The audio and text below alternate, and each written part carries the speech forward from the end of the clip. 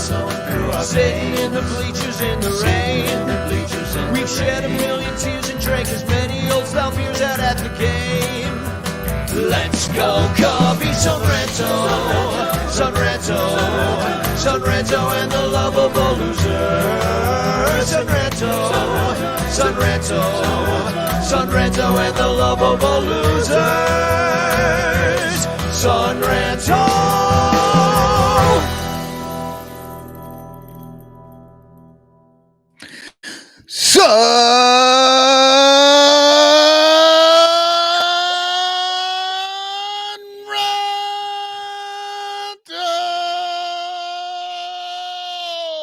Welcome to the Son Ranto Show, brought to you by Bleacher Bunch Productions on the Fans First Network and all of the wonderful shows that are now on the Bleacher Bunch feed with us. Cup of Cubby Blue, Cubs PS Plus podcast, and the Son Ranto Show. That's us, baby. And and also our 110 Patreon supporters. You do so much for us, and so we're giving it back to you tonight, along with Blake Beard's tickets, the best tickets you can buy at the Blake Beard on Twitter, right down the third baseline. Boy, are those some good seats. And also Lawrence at Rogue Wave Creative for all your branding and graphic design needs, a proud sponsor of the Son Ranto Show. And hey, how's everybody? IFG, what's going on? Yeah, I love your Shohei shirt. That's incredible. I have to, you know what? I just need to keep bringing these vibes as much as possible. I'm accepting the blessing already. You know what I mean? We just have to do what we can to manifest.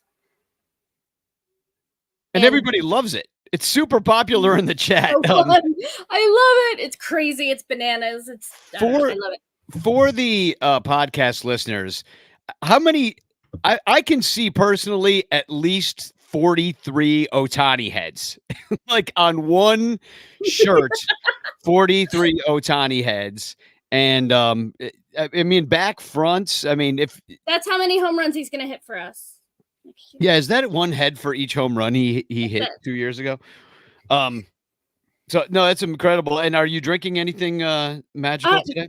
Yeah, so today I have from Future Primitive Brewing here in Seattle, I have Their Body, Their Choice.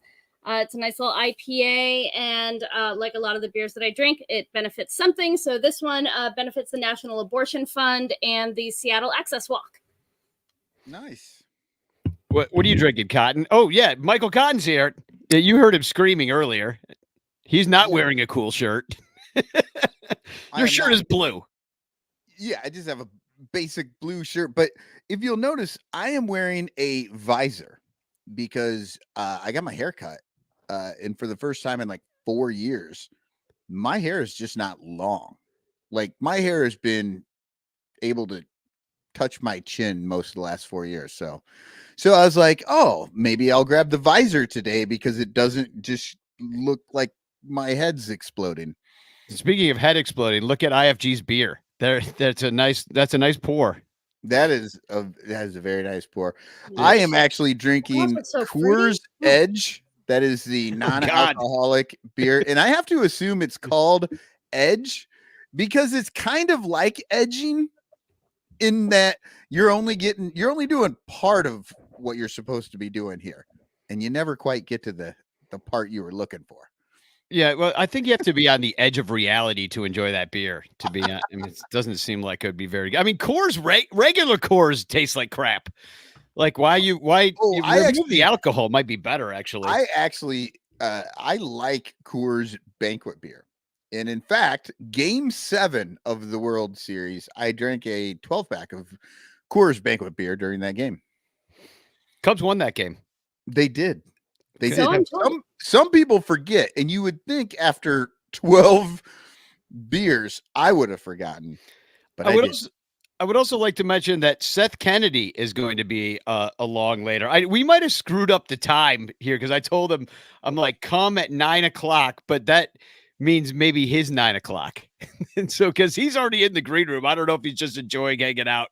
But he We'll says find out. hashtag chance in the chat right now, which is what everybody should be doing, because you could win a Frank Chance postcard sent to you by me with a message of love and doom. And we're going to be giving away that bag of goodies, baseball cards, giveaway, like all sorts of stadium giveaways, all sorts of fun stuff in the bag of goodies. Oh, for the ultimate chance winner. He says he's just watching the show from the green room. He wants I to love be up to date. But In Danny, the wings. so we all know you're drinking your matcha, your mate. I got mate. Mate, which is It benefits it's nobody but me. Sweeping the nation now. It's starting to catch on. But I want to know about the hat you're wearing, because I don't think I've seen that hat before. That's I've worn it gold. before. It's like a gold. Is that the 84 bear? Yeah, I think so. I don't know. I never know these things offhand, but yeah, check that sucker out. I think that's the 84 Oh no, bear. that's the 69 like the bear? 70, the 69-70 bear, but it's Yeah, it's golden. I forget when I got this hat. It's pretty old. I got it on suicide sale over at Sports Corner, right there on the corner of Addison and Clark. It's really kitty corner. They've got a 24-hour cam of the marquee, a marquee cam. But I only buy things on sale. And so they had a pile of these things. They were trying to clear some inventory. I went in there. They had them for like $10-12. And I called up Crawley. I'm like, Crawley, check out these hats. He went in there like the next day and got himself one too. So when he was on the show, I like that hat a lot, and I just hadn't seen it. you hadn't seen it in a while. I used to wear it quite a bit. I think my head has grown somehow because it's tighter than I remember it. And I'm like, is my brain getting larger? It makes sense because I'm getting It's smarter. all the steroids. It's all the steroids Exactly. that you've been doing. Is that what happens? So anyway, yeah, hashtag chance in the chat if you haven't done it. Robert's doing it. Jerry's doing it. Seth already did it. Captain Charisma has hashtag chance in the chat. And thank you for being here with us tonight. Real quick, I just want to announce that for our Patreon people, if you're not one, you should be. Patreon.com/sunranto. It's $1 a month. That's all you got to pay. And you can be part of our special Ranter Club, which comes with Discord privileges. And I made a lot of changes over there. Even if you're not a Super Ranter Patreon supporter, there's some more changes over there. So just check us out. I've been sharing it in our Facebook page. We still have the Facebook Sun Ranto Ranchers. We want to hang out with you because it's our only way of communicating with you, our listeners, our watchers, and we love you. So, and people seem to really like the Discord. And one of the big things that they like is that they can't get kicked out of it. Facebook cannot come along and pop you out of the Discord for some reason. We got all sorts of fun categories over there. We're talking about the hot stove, and that's open to everybody, by the way. You don't have to be a super ranter to do that. So anyway, just because find us over there, check it out. And we'll also be there tonight after the show, hanging out with you. Just love the fellowship. But there's some great news, and there's a reason IFG is wearing the shirt that she's wearing tonight. And that's because it really feels like it's not just hopeful BS hyperbole that we might get Shohei Ohtani. The odds are high. Fox, I'm so excited. MLB tweeted this out. I mean, besides the Dodgers at plus 110, the Cubs come in at plus 350 with the Giants in third at plus 650. These are teams that are willing to spend money and also that are on Shohei Ohtani's short list. So, like, I don't think I could overstate how much this would mean to us. And okay, hold on. Put that back up there. No.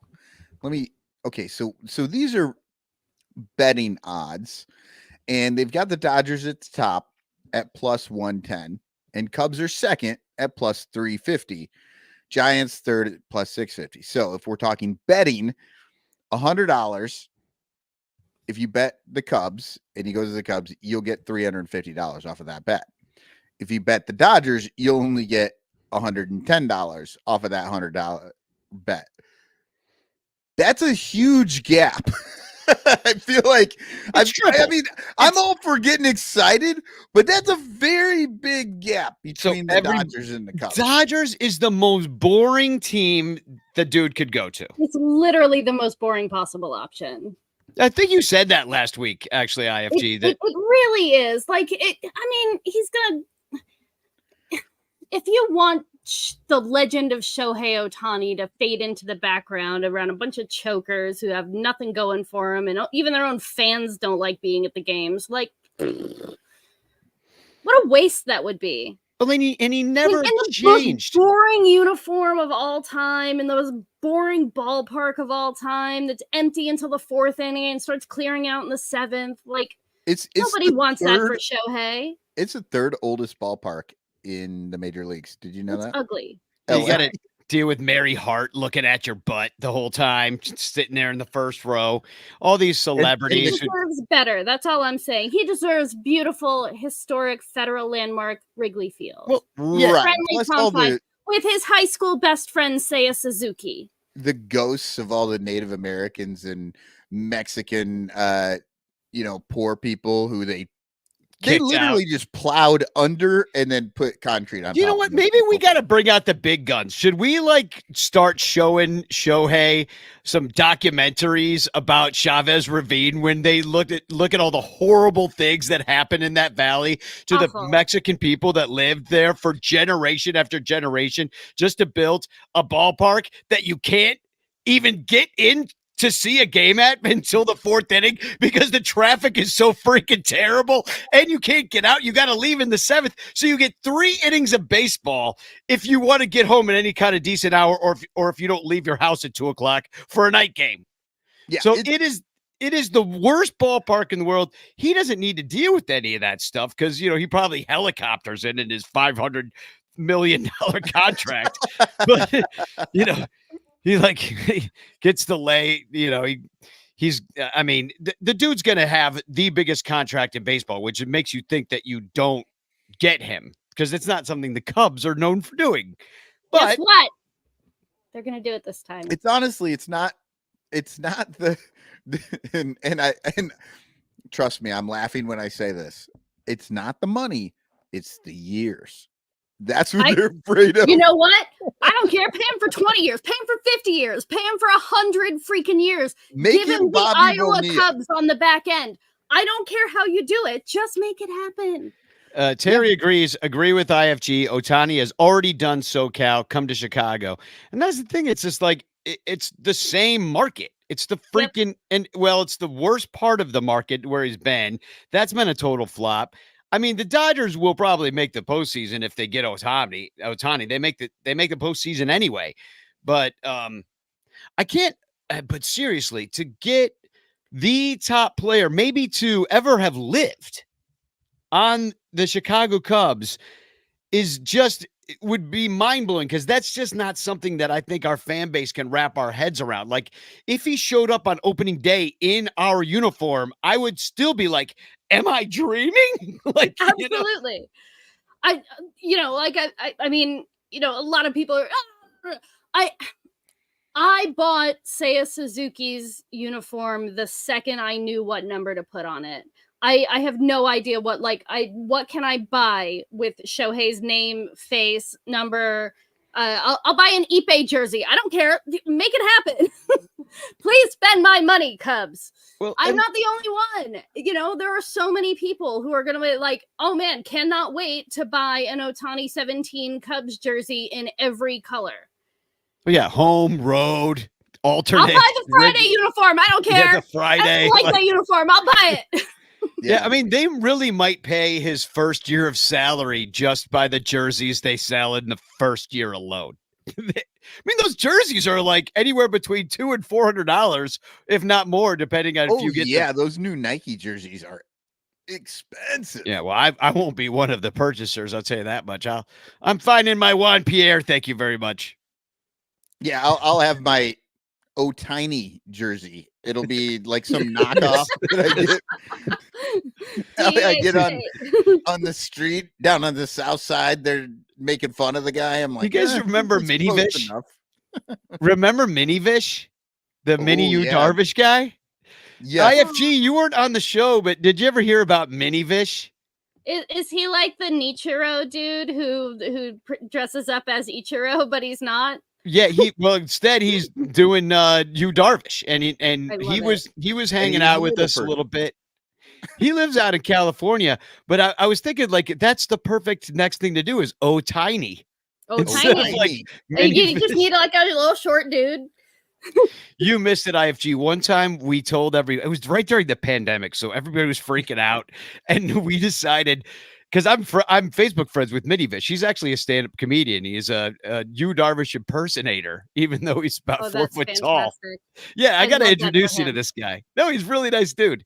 So anyway, I'll buy I his go, jersey too. Let's go. I'm like, he's got a jersey that says Minivish and everything. So I say to Minivish, I'm like, hey, everybody's freaking out about COVID. You want to come on the show? Gary Meyer says, I was so pissed when you all did that. All day long, because everybody's sitting at home all day long. I'm like, we got an got interview you on the with show. Yu Darvish. And so I tell Minivish, who doesn't speak English that well at all, I'm like, will you come on the show? And we're going to tell everybody you're Yu Darvish. Nobody will know the difference. Just wear some sunglasses or something like that. And they did it. And people, I mean, I don't think anybody believed us, but it was a good April funny, Fool's though. joke. I don't, but it was funny. It was one of the highlights of this show over the many years that we've been doing this. I thought that was a great deal. Yeah. Oh man. So anyhow, the Shohei Ohtani should be added to the 40-man roster. There is room, but I do want to put his numbers up just real quick, just to kind of Just in case show. anybody's forgotten. Yeah, I mean, this past year, first of all, he's only 28 years old, but this past year, he led the league with OBP with a 412. He led the league in homers with 44. That's Barry Bonds type 412, right? Like, yeah. Mm-hmm. The I'll OPS look was over 1,066, a 184 OPS plus. I mean, just an incredible, and this is a year he got hurt. You know, it was his throwing arm, but still, he was hurt. He's, except for 2020, that horrible year that we were just talking about when we interviewed Yu Darvish, that was his only off year where he didn't do well. He batted under 200. But it doesn't look like it's going to be. Other than that, it's like mostly been over 900, that OPS, and with his best year being last year. And it's just like, and then you also get the pitcher, maybe, in there. And here's a guy that before he got hurt at a 3.14 ERA. Last year he had a 2.33. Yeah, he had over 200 strikeouts in 2022. I mean, this might be the best player that ever existed. Yeah, yes. I absolutely. He could lay claim to that. He might have already laid claim to that. I mean, who else if not him? I honestly think you put Babe Ruth in front of Shohei Ohtani, he immediately leaves the ballpark and finds different kinds of drunk to become. Yeah, the only way you put Babe Ruth over Shohei is the number of years that Babe Ruth played, but I mean, back then, like literally, it was easier to play for a long time. I mean, all those guys played for a long time. Like the fact that Shohei is, been in the league for what you had up there, 6-7 years, and he never had to face a player of color. He had a whole career in Japan before that. I mean, yeah, he might be the greatest. I mean, Babe Ruth, I guess.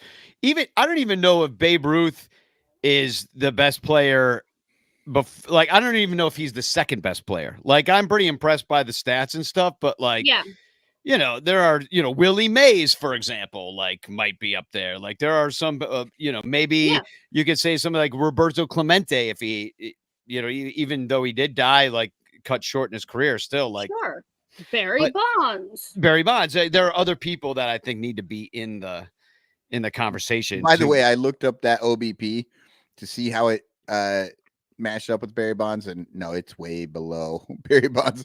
Barry Bonds has years where he was over 500 OBP. Yeah, and I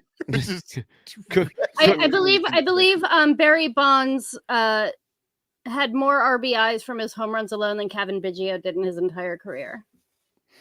Oh my God. Or it's like one less or something. Barry Bonds in 2004 had a 609 OBP. Oh my God. 609. Nice. That is That's ungodly.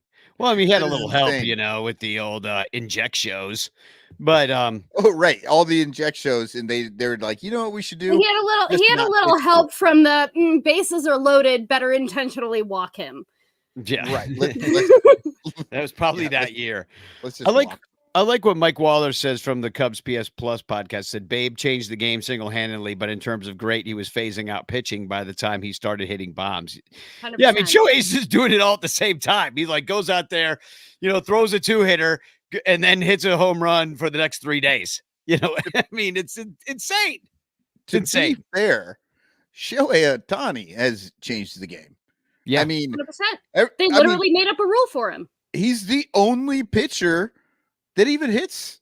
Yeah. I mean, Anymore. it Yeah. seems And they made insane a to me rule that a so pitcher that- would hit.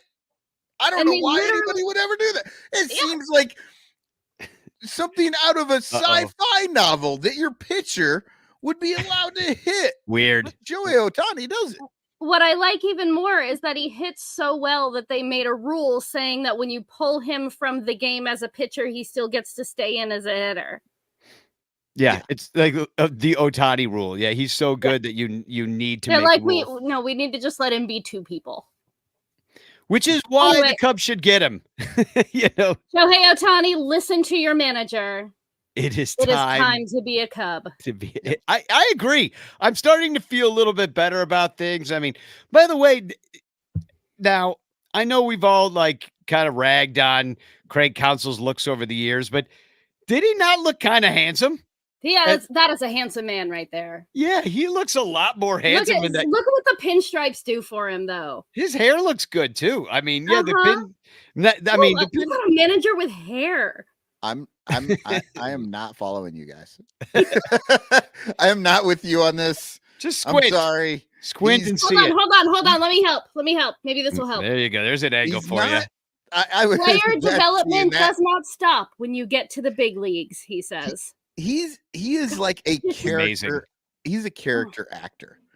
He's like the guy that's in like every movie, but he's never even like third on the sheet. Like, but he's always in the movies, and he's somebody's friend, or he's like a the Or he's bumbling like criminal the or something. manager of the team that goes on to win the World Series.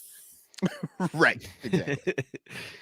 He's When you have like somebody he- really handsome in the designated hitter spot, like a Shohei Ohtani, for example. Kerry he's the guy says he. from Rookie of the Year that was like the crazy bullpen coach or whatever. Daniel, somebody in the chat will probably have it, but yeah, he totally reminds me. He could be that guy. Lisa says his face is not annoying to look at anymore. Carrie says he looks a lot better without a hat. And Artie says he looks like Jim Carrey's stunt double. So, Oh, there we go. I like Jim Carrey's stunt double. I'll see that. I also want to one From more The thing. Mask. One more thing about Shohei is that Robert Sanchez says Shohei may never pitch again. Oh, ye of little faith. Yeah, I heard that, If but anyone is gonna come back and pitch again, it's that dude. yeah, I mean, He's got- the bat alone you take, but maybe you get it at a bit of a discount too because of that possibility. Like he was a $500 million player when he was coming as a double threat there, but I don't know. I mean, he's still going to get paid more than anybody ever, but still. Terry E says in the chat, listen, Cotton, Craig Counsell is only 12 Coors banquet beers away from looking like Tom Brady. Exactly. Tom Brady. I love doesn't this look one. good I love anymore this either. one. I mean, he Tim might have DeHate at one time, says- but come on. This is what we're talking about here. Tim goes, he looks like he knows how to fold a fitted sheet.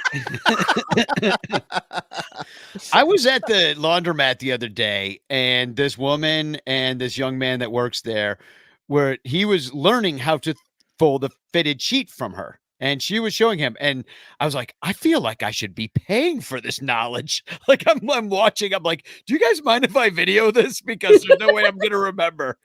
I learned how to fold a fitted sheet one time. And I mean, I You know forgot. exactly how to do it. I still can't fucking do it. I have tried so many times.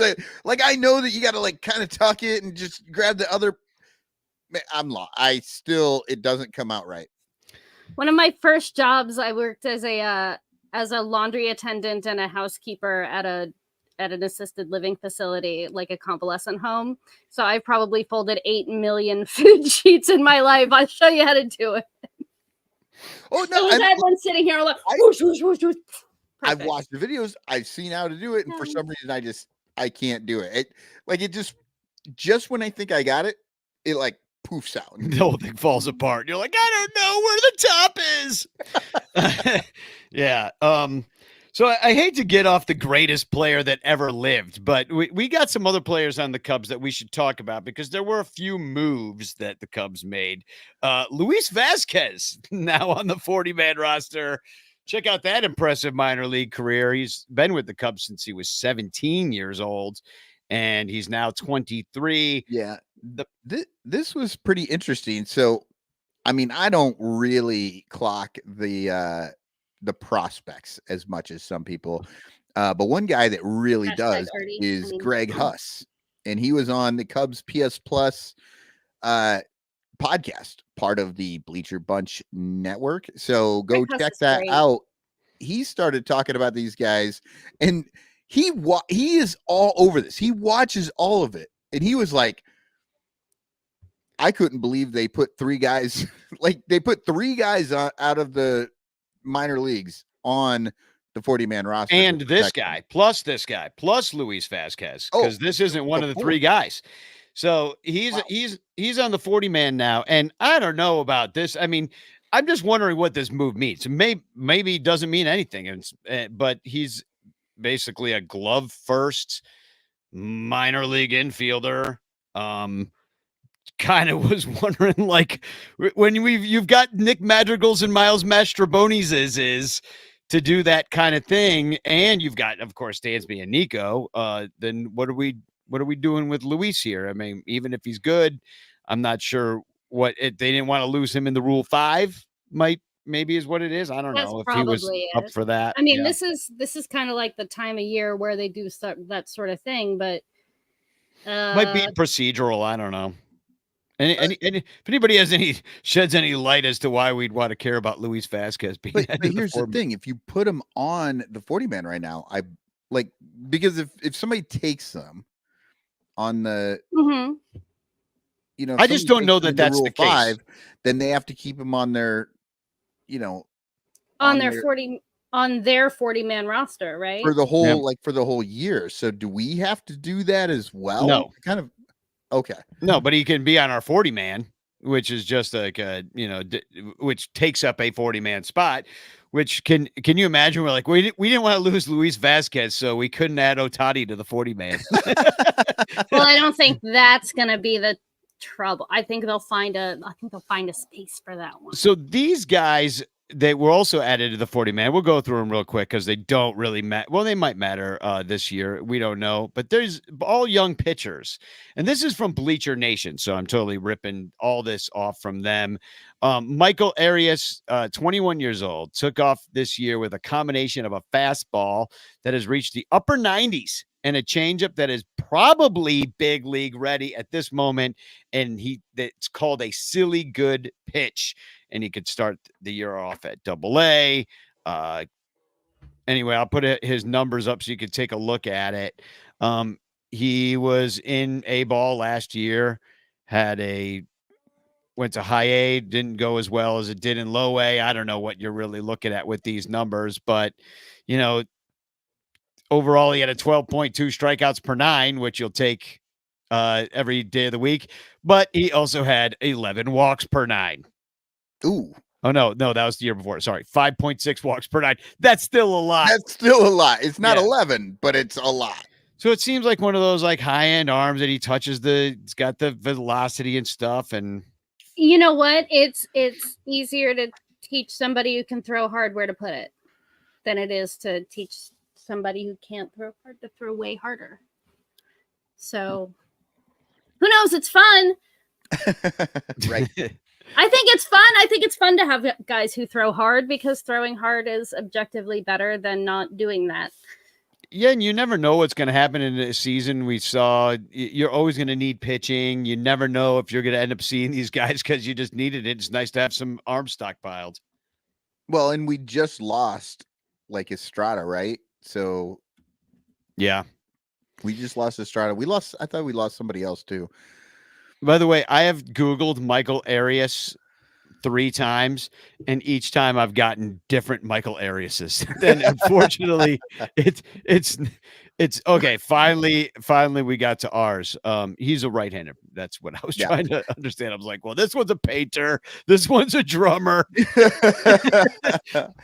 And wow, if you're listening to this and you're like, I would actually like to know something about Michael Arias, like I said, go listen to Greg and Mike talk about these guys, because they talk all about them and explain what it is we're not. We're telling you how many Ariases you can find on the internet. We're telling you that there's another guy with the same name who plays drums. So, and then there's Porter Hodge, and this also from Bleacher Nation. I just screenshotted their stuff. He's 22, and Michael Arias, by the way, his birthday is today. So happy birthday Happy birthday, Michael Arias. He's 22 today. Porter Hodge already is 22. He did not do well at AA this year, but he got a lot of strikeouts, and he's got a nasty cutter slider. And so he's got the stuff that they like. He's got the right Hodge stuff. Is a name that I expect to find in like a Charles Dickens novel. And then we went to Porter Hodge to see if we can borrow 3 frumpkins from him and find his nice meat pies. So here's Porter Hodge's numbers, and Bleacher Nation was correct. He had a 5.13 ERA at AA. At single A, it was a much more respectable 3, where he pitched 69 innings. Nice. He had 11 throughout the year, because he saw time at 3 different levels: South Bend, Myrtle Beach, and Tennessee. So overall, no, wait, that's wrong. That was 22. Last year was 2023. He was just in Tennessee last year. 11.5 strikeouts and 5.5 walks. Still kind of high. Yeah, that's a little concerning. Both these guys are over 5 walks per 9, but I don't know. I guess to be fair, the umpires in the big league level are bad, and they don't have like challenge calls or anything, so that might help them. They might be better at the big league level. And then the last guy is also got a good name, Bailey Horn. He's a little older. That's an old Western novel by Louis L'Amour. Yeah, Bailey Horn. Bailey Horn on the range. 25 years old. He is a lefty, so that's nice. I didn't know that we could have one of those. Didn't know that was possible. I thought that was illegal. Here we are. Anyway, he was mostly at AAA and never locked in his command enough to break out, according to Bleacher Nation. And here's his numbers, screenshotted from Baseball Reference.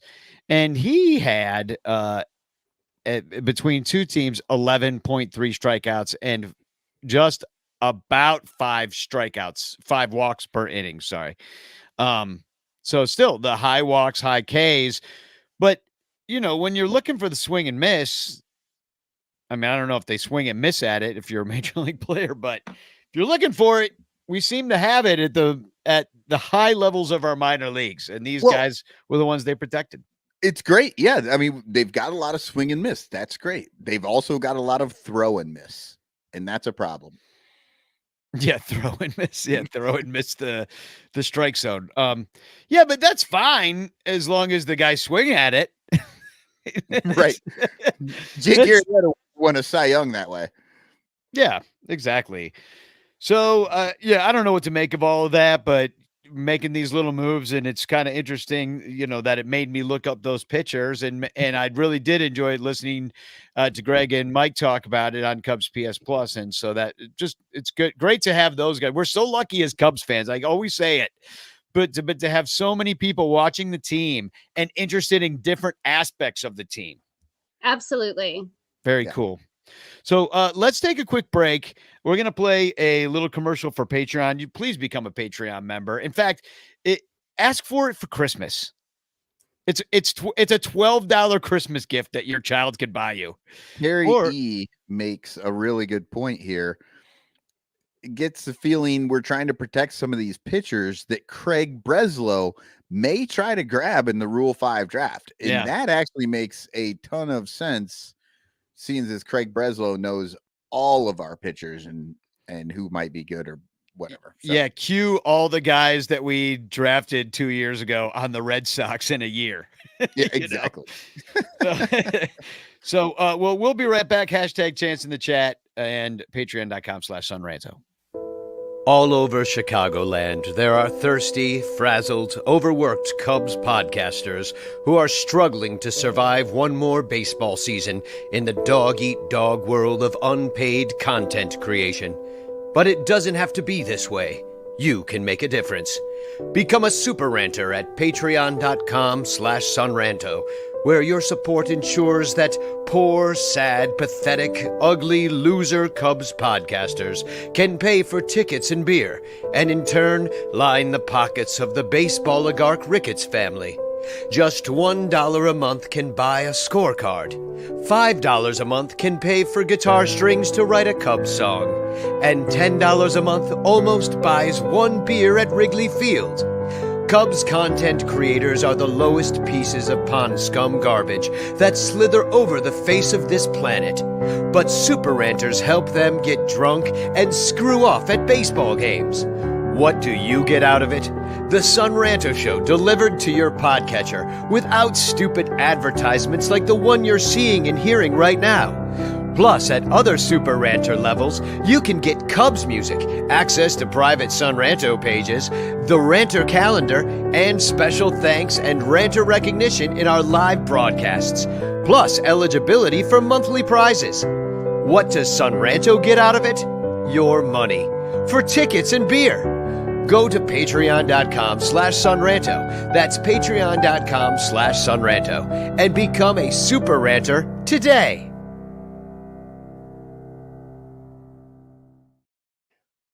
We are back, and we're going to talk a little bit about Project Warning Track. We have contestants for Project Warning Track. I'm so excited. Two of them are in this show right now, kind of. Well, Michael, you're not really doing it. Your wife's going to do. We got this sketch of the Bleacher Bum Bag, so which I think we should sell at Bleacher Bum Band shows. Yeah, well, I mean, unfortunately, my wife will be working really hard just to get one of these made. So, I mean, I don't know. Maybe we can sell the pattern afterward or something. Yeah, exactly. Patent it. And then IFG, you're going to make this what I call the Joseph in the Amazing Technicolor Dreamcoat coat because it's very, but it looks like this when it's on a medieval court, king, queen action. Oh, yeah. But there it is as a Christopher Morel jersey. And if you don't know what we're talking about, Lawrence from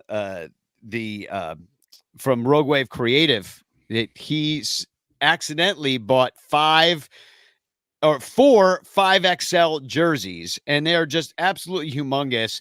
And so we're doing a little fashion design competition amongst a few of us. So Michael's wife is making one. IFG's going to make something out of one of these jerseys. And also Artie Boucher, he is going to be a contestant too.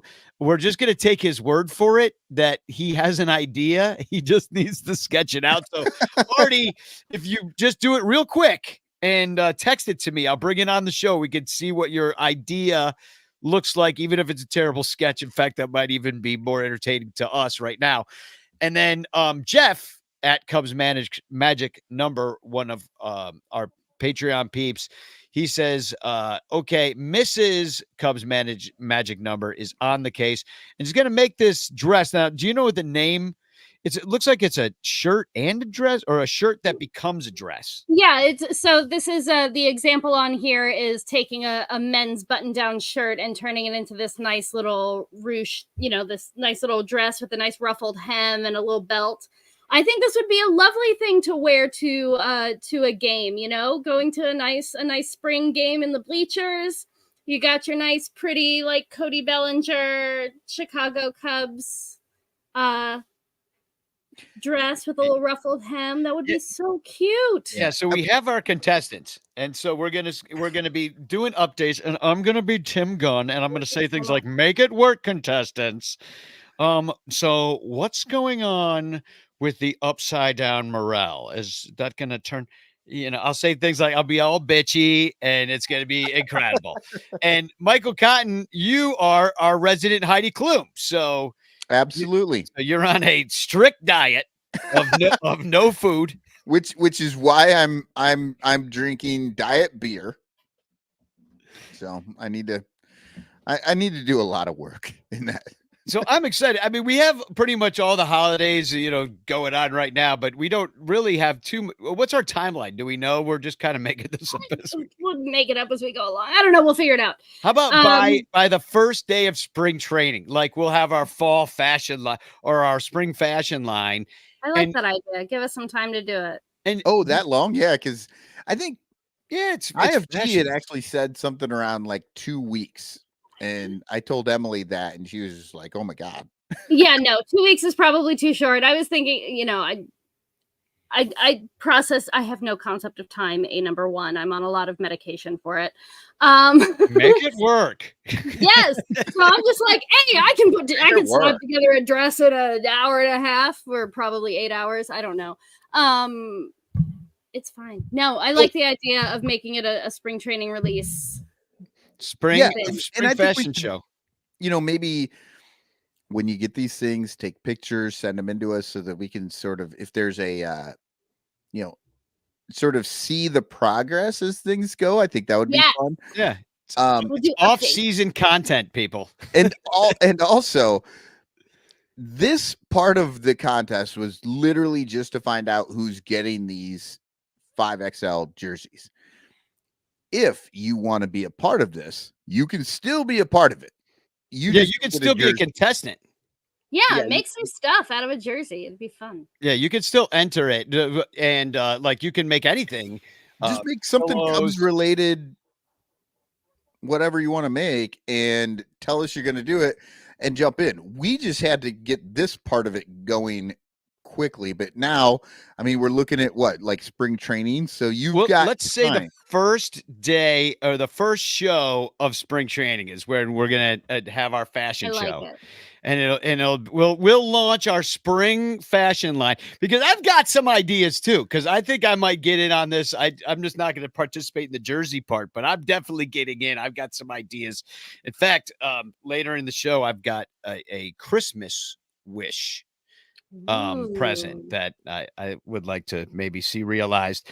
So yeah, I'm excited about this. So let's talk about there are some decisions by Friday. Can you imagine this? So the non-tenders got to be in by Friday. The non-tender decisions. Now it's right before Thanksgiving. So can you imagine you already got your flight booked, you're back to see your family, and then you're, Julian Merriweather, and you get the decision you've been non-tendered. They don't want you anymore. Now, I don't think that's going to happen to Merriweather, but he is one of the people that is arbitration eligible. And I'll put up a list of, I don't know if this is a complete list, but it's close. Real quick, Cody Hoyer, Nick Madrigal, Mike Talkman, Nick Birdie, Julian Merriweather, Patrick Wisdom, Adbert Alzolay, and Mark Leiter Jr. and Justin Steele. So, they're all expecting raises in arbitration, and whether they're worth it or not is up to the Cubs. Let's go down the list right here.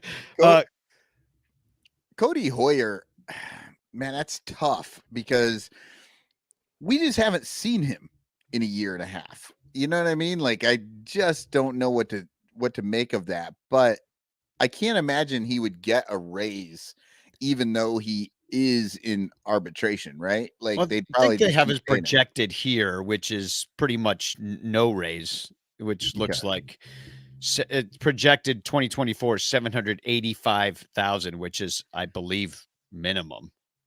Okay, so then he's minimum. I don't see them letting him walk. They're going to give him that minimum, I think. Yeah. Nick Madrigal at $2 million.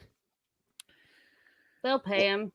They're going to pay him because they don't have a third baseman right now. So, I mean, they put all this effort into making him a third baseman, and apparently, I mean, he was okay defensively. So, especially if they get Ohtani, they can have his bat in the lineup if Ohtani is the DH. Yeah. And then some of these also you got to consider roster considerations too, not just the money. Mike Tauchman, $2 million, 33 years old. I absolutely think they keep him because, well, for $2 million, that's a lot. Well, because they don't have anybody playing center field. They literally don't have a center fielder except for maybe PCA, but I don't know if they want to just. I mean, it's not like outfielders are hard to come by. Well, and that's are kind of hard. Well, and you don't want Mike Tauchman at 33 years old blocking Canario, or I mean, we have a pretty full outfield or PCA if you want to go that direction. And maybe the bat starts playing. I don't know. Give him the room to fly. I mean, he's your PCA is the center fielder of your future. Like at what time? At what point are you going to just let that play out? You know, as long as Mike Tauchman's out there every day, it's not playing out, and we're just waiting for PCA.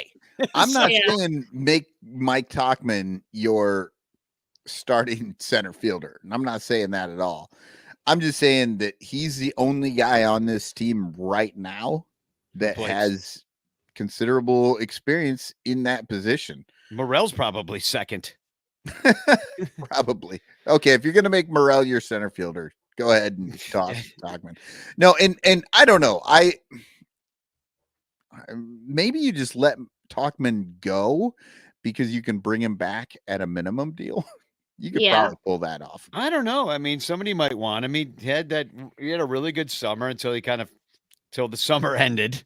And then but he's still 33. I mean, he's not your future. Nick Birdie, he's the dude. He's the guy that his wife worked so hard. Oh God.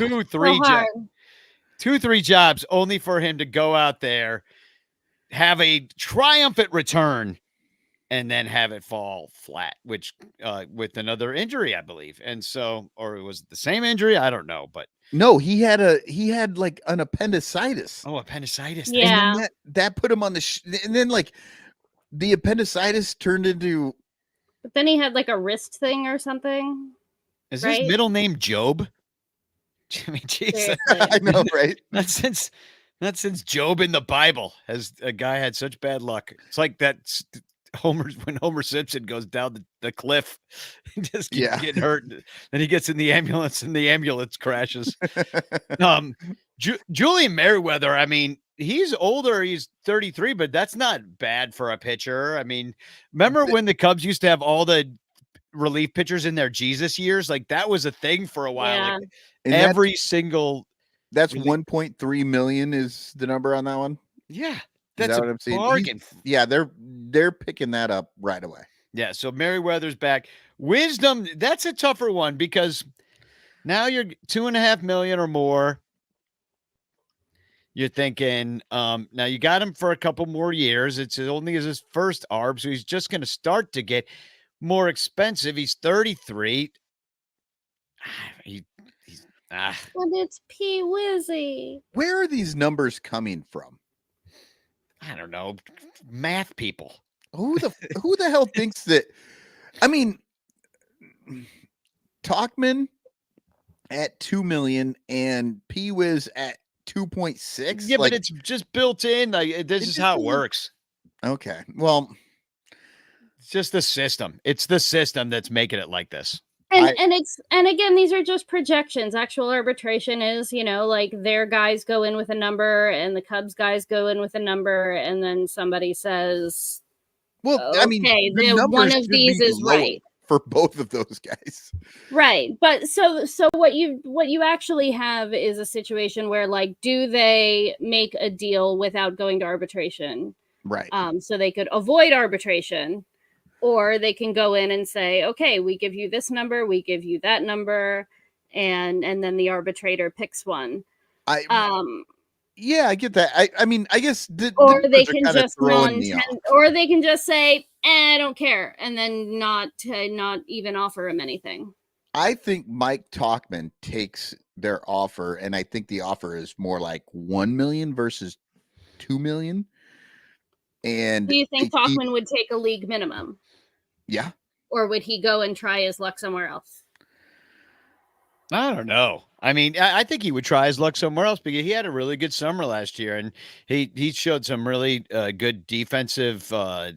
He had a lot of flexibility out there. He was able to do different things for you. He led off, took a lot of at bats. I mean, that was like the first time he ever got a chance, and it worked pretty good. I mean, you know, and then if you consider like him versus, hold on a second. 4 seconds ago, I think I was saying that they do keep him, and you guys were arguing against it. And then as soon as I say, well, you know, no, I'm saying he won't go. He won't take $1 million. Like I'm saying that like he could find more money somewhere else. The question that on the table for me is Patrick Wisdom. Could he get $2.6 million somewhere else? I don't think so. I don't think so either. And not with that strikeout rate. Yeah, but I do think that he could be tradable maybe in this situation. Hey, he's only going to make 2.5. You know, I mean, yeah, you can eat some money and send him somewhere else if you really want to. Yeah, I mean, other than that, I mean, because at some point these guys are just taking up roster spots if you want to improve anywhere. I feel like they're non-tendering Wisdom. I feel like that's probably right. Yeah, I could see it. Adbert Alzolay, steal at $2.5 million. I don't think we have to even discuss how awesome Adbert Alzolay is. Mark Leiter Jr., I think you bring him back for what he could do if that splits to lefties and keeps working. Then you do that, and then Justin Steele, an absolute bargain at $4 million. So the only one that we really agreed it was maybe on the bubble is Wisdom, maybe Talkman, and maybe Talkman, right? And Hoyer would be on the bubble if he wasn't making league minimum. You know, like I don't know. For my brain broke for a second. I was like, Jed Hoyer is making league minimum. I'm like, didn't know they had minimums in that. So anyway, so that's somebody's going to be told before Thanksgiving that they're out of a job or that they're getting a raise. So, well. Okay, yeah. So, I mean, it will be interesting. Yeah, that's a weird list. Because honestly, outside of Justin Steele and Adbert Alzolay, who else do we have on that? Like, I kind of don't care. I guess Merriweather. Yeah, Merriweather was good. Outside of that, those three, I kind of could care less. It's true. Well, it is true. I really could care less. Like you could replace all those guys. They're keeping every one of them except except for Wisdom, and then we're like, but we don't necessarily want them all. Yeah, I think we could. I'd like better guys. Yeah, than some of those dudes. The last thing I wanted to bring up, at least in this segment, because we got a lot more to talk about, including Seth Kennedy's going to be here talking about his time on the marathon. We also have a lot of Thanksgiving's coming up, so we got the thanks from all the ranters. Like we had people say what they're thankful for, but I did want to talk about this because we really never talk about it, and now it's changing again. Jeff Passan with this today. Big news.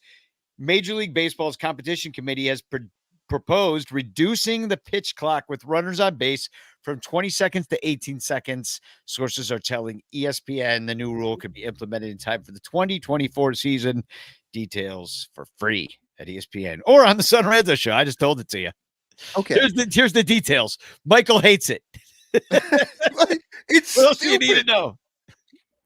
And I mean, look, I think the pitch clock was actually pretty successful this year. I do in the sense that it did what they wanted it to do, and that's move games along. Now, I think there's a lot of concern out there that there's some because of that pitch clock, and now they want to make it even shorter. That seems insane to me. Yeah. I mean, just leave it alone, right? At this point, just it worked. Let it ride for like a minute before you go changing shit again. And what's 2 seconds gonna do to the Exactly. overall time of the game? And Nothing. Dodgers fans aren't even gonna have time to get one popcorn before it's time for them to beat traffic on the way home. It's it's like when they stop throwing the 4 intentional walk pitches. And I still hate that. I'm still mad about it. I will be mad about that forever. Throw the damn ball, you cowards. But it's just like, it's so ridiculous. Some of these things. I wish shave 2 seconds. Like, what do you just I wish they would explain to us why. What is the reasoning that they have? Like, it's just 20 seconds is too long versus 8. Like, I don't get it. Yeah, and it seemed they already seemed to fix what they were looking to fix. The games got a lot shorter, the pace got a lot quicker, there was a lot more stolen bases.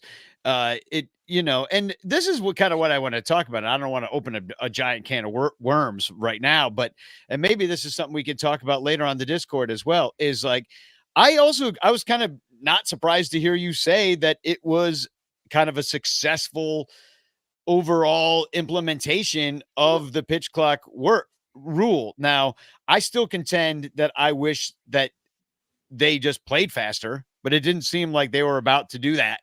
So, was it necessary? I don't really think so, but like it actually worked.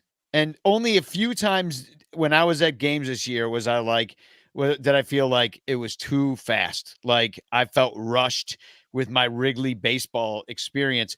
And I felt like it got better as the year went on because the players learned where they could take the time.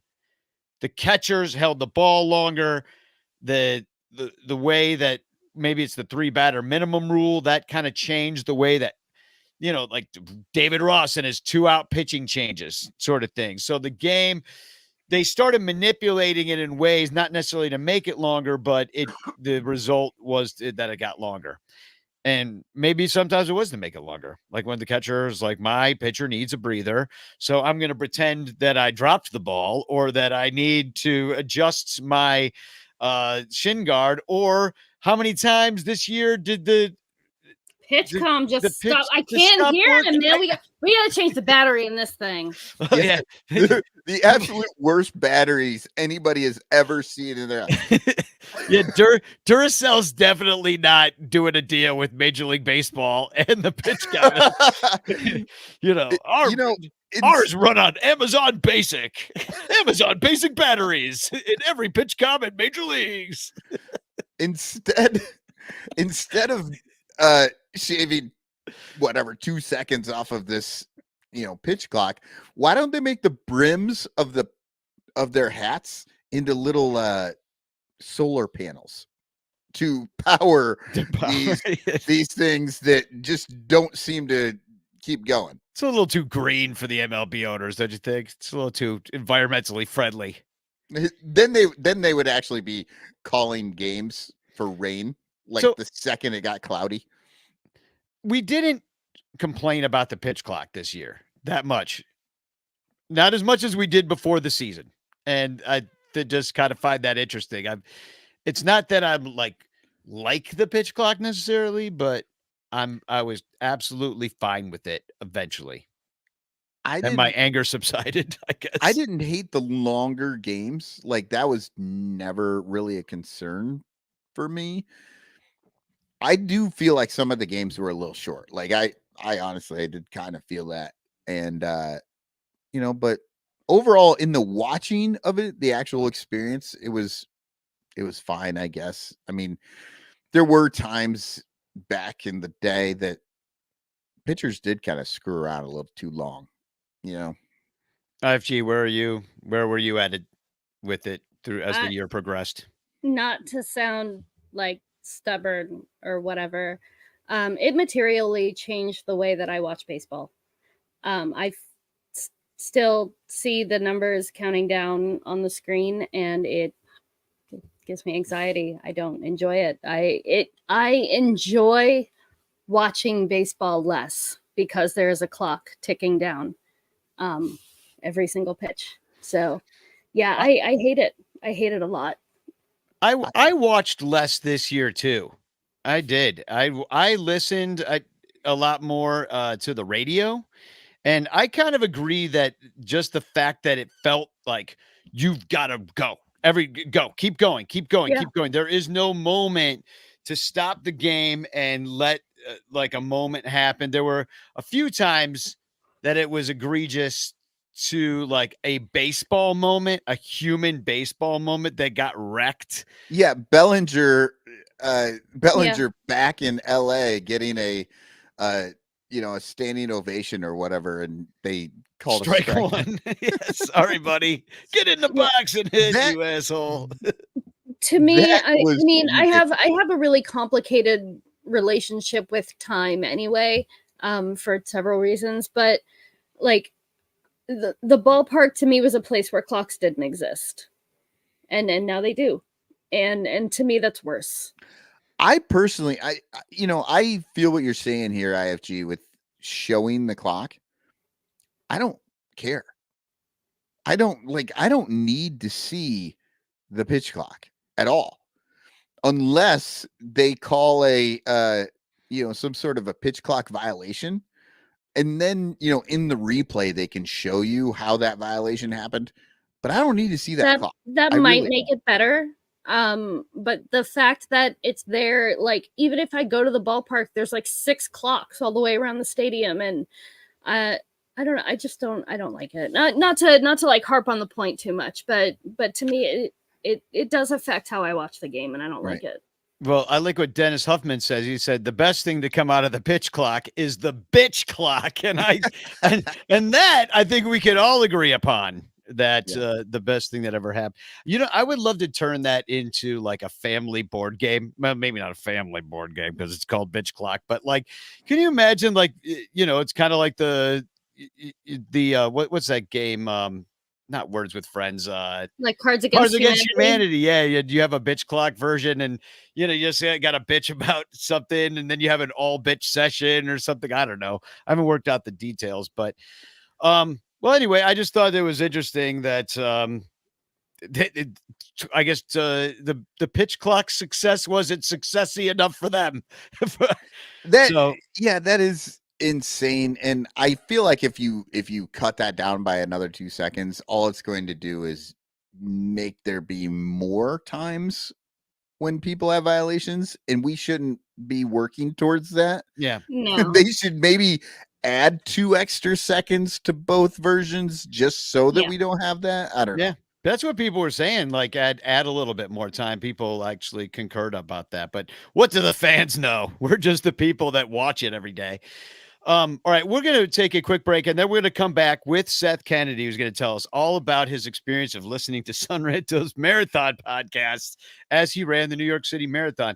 But first, we'd like to remind you that the holidays are coming, and it's buy stuff for the people you love time. So please think of us and shop at sonranto.com/shopping, where there are links to all sorts of fabulous shit. If you're like most Americans, you buy shit. Lots of shit. Sometimes you buy shit for other people. Sometimes you buy shit for yourself. And sometimes you buy shit you have to buy just to stay alive. So why not buy shit through the Son Ranto affiliate? Links at sonranto.com/shopping. We've got tons of shit you can buy.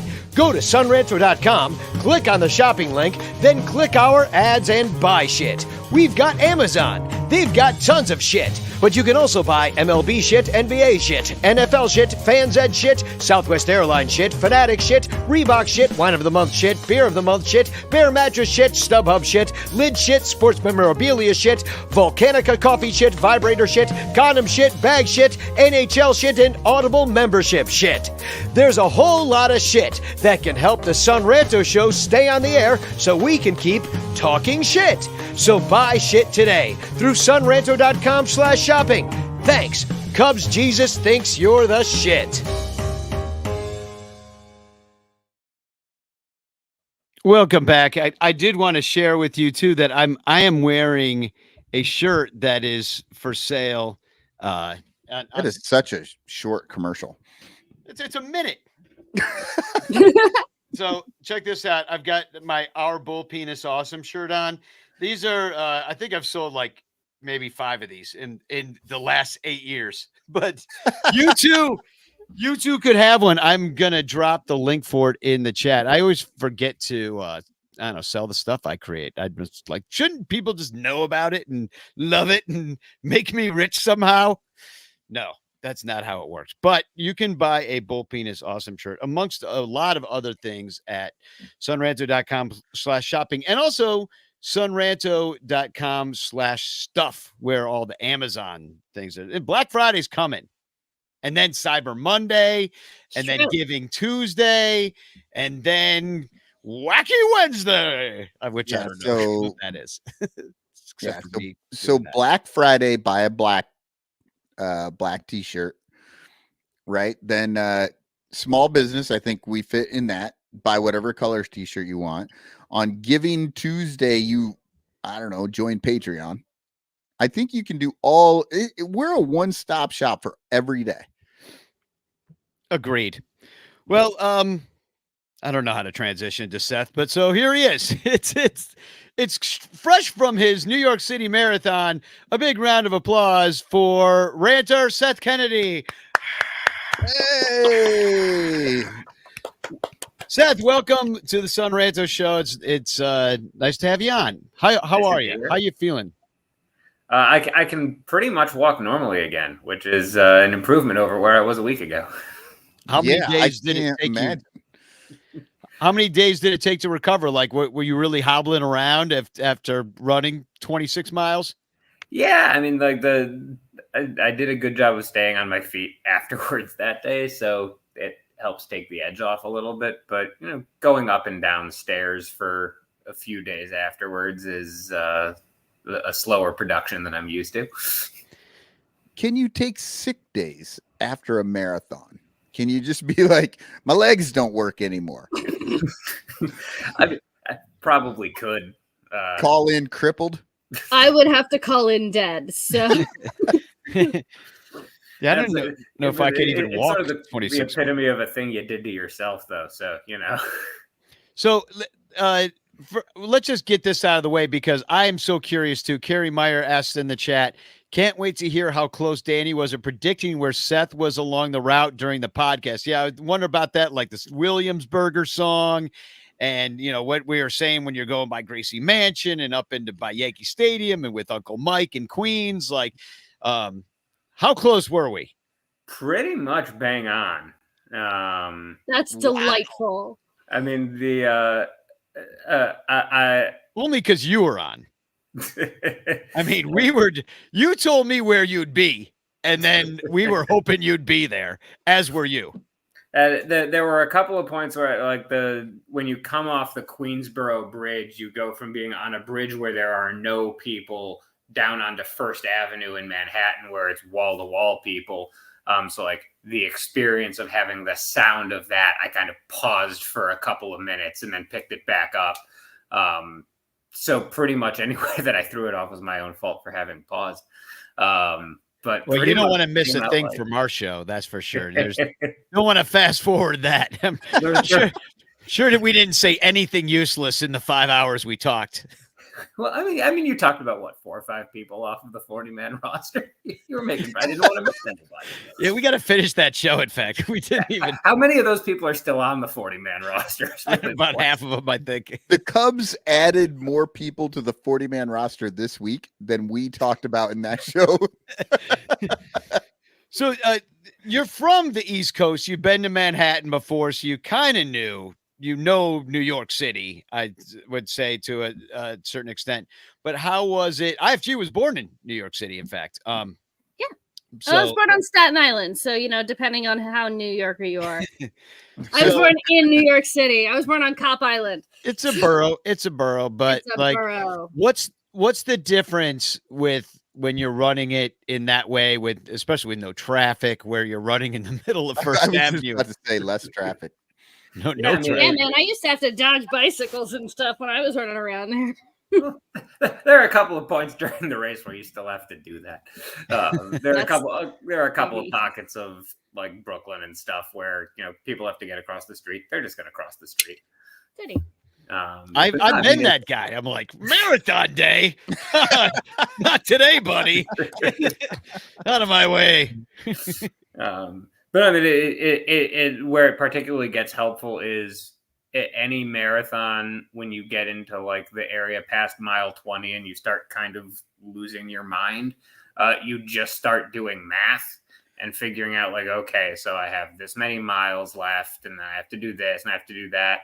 With that stretch here, it's the math is easier because you come out of the Bronx and just go down Fifth Avenue, and you come in at like 165th, and you go into Central Park at like 75th, and then you go down to the bottom of Central Park around 59th, and then you have to go back into Central Park. So it helps to sort of do the math of just how much misery you have left until you get to stop. Did you see anybody totally lose it, like poop their pants and, laying on the side of the ground crying? Not really. I mean, anytime you once you get into the second half of the race, there's constantly people stopping, stretching. Well, you went fast. You were probably ahead of all those losers anyway. Like those people were weighing your dust anyhow. Yeah, well, those people seem to have fun too. Well, not if they didn't finish. Well, I mean, true. I wonder what the percentage is of people that don't finish. I would like to know because I'd be in that. Like I'm one of the rare people that don't finish the race. It's pretty small. I think it's something like 98% of people who started finished or something like that. And when do they finally take the shit away? Like they're like, it's been 8 hours. We're done. We don't care if Jimmy has 4 more blocks or not. We're out of here. Well, so every race has like an official cutoff time. Some of them are more aggressive than others. There's one called the Marine Corps Marathon in DC. Has a cutoff time at which like it goes across the Francis Scott Key Bridge from Virginia into DC. And if by 1:30 p.m. or whatever the cutoff time is, you're not across the bridge, tough shit. They open the bridge. They blow up the bridge. You die. That's it. You run faster next time, loser. You really don't want to be on the bridge. Shooting people. But New York is actually unique in that I think their official cutoff time is like 7 hours after the last person starts or something like that. They'll cut off the official timing, but they don't actually like close the finish line and stop giving out medals or anything like that until the last person finishes. So like you can get, halfway through Brooklyn and stop and like have a pizza and a beer and chill out with your friends a little bit and then go finish up the race. I don't know how much of that you can do voluntarily. Yeah. I wonder if you could do a marathon bar crawl and just go 26 miles and hit every bar, do a shot of Malort, keep on going. Well, there was a guy at like mile 24 and a half at the side of the road with a tray of plastic shot glasses pouring out fireball shots. Oh, hero! What mile Get was him this? on the show. I've a lot of races you get like if you run by a frat house or anything like that, they think it's funny to set up their own aid station with cups of beer. I like those guys. A shot of Fireball 24 miles into a marathon is probably not a good idea. No. Then you're one of those people pooping yourself. That's how that happens. Best case scenario. Yeah, exactly.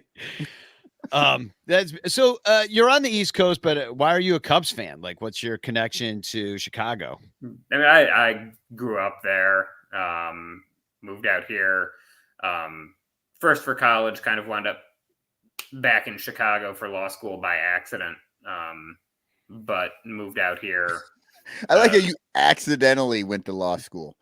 Well, the plan was to end up out here, and the law school search process and the financial aid offers had other ideas. But actually wound up I interviewed for my first job out here like the last week of March of 2016 and knew it had gone well enough that we ended up going to opening day of 2016 as a proxy for like, we know we're going to be moving out soon. And, this might be the year. So we should at least see something. See at least one game at Wrigley to say you did. And when I was in law school, we lived not far from Wrigley Field. So as cool as the atmosphere would have been, being in the neighborhood when it actually happened probably would have been a bit much. Yeah, it was a bit much to be there. I still feel it. I'm still exhausted from 2016. Right. I'm like, oh yeah, that never felt the same again. I never used that elbow quite the same way. So that's how Aldous Chapman felt about his elbow. Exactly. No kidding. Well, shockingly, he's been in every single World Series since then. Somehow that happened. So you've done the New York Marathon, and was that your first time doing that one? That was my first time doing New York. Yeah. So are you going to continue on? Do you have like a bucket list of marathons that you want to get to? Sort of long-term bucket list. I'd like to try to do one in every state. Oh my God, that's a lot. Does Alaska even have one? They do. Do you use skis, dogs, sleds? Well, they don't have to shut down the roads. There's just nobody there. Yeah, there is no roads. You just run the entire Iditarod path without it. Exactly. With medicine. With medicine around your neck. But I'd like to do that. I've done New York and Chicago, which is 2 of the 6 world major marathons. So still would have London, Berlin, Tokyo, and Boston. So would like to do that. And I mean, there are lots of just sort of fun destination-y sorts of races. There's one in South Africa that like goes through a big game nature preserve. So you like running away from lions and stuff. That'll get you going. I finished at 3:15 because a cheetah was chasing me. Yeah, you don't want to be out there after the cutoff on that one. No, that literally cut off. Oh man, well that's wild. That's you must be in great shape. I mean, and that takes a lot of stick-to-itiveness to be able to do something, a physical feat of that nature. Yeah, you don't have to be good at it. You just have to do it a lot. Yeah, like I can run for a very long time, kind of fast. Well, I mean, that's about the best I can do. You heard in the podcast, like we were doing the show, and to me, I mean, I was having fun. It felt like it was way too fast. I was just like thinking to myself when Danny was bringing up where you were supposed to be, I was like, how can he possibly be this far right now? Like, he's fast, man. So, well, we had a lot of fun doing it for you. And, we'll record a marathon podcast for Tokyo. We'll do it in Japanese, in fact. I know like 4 words. We talked about it earlier. We'll bring on Minivish. We'll bring on Otiny. Yeah. We'll find Ichiro wherever he is. Yeah, Ichiro will come. We'll bring back Koji Says. Remember Koji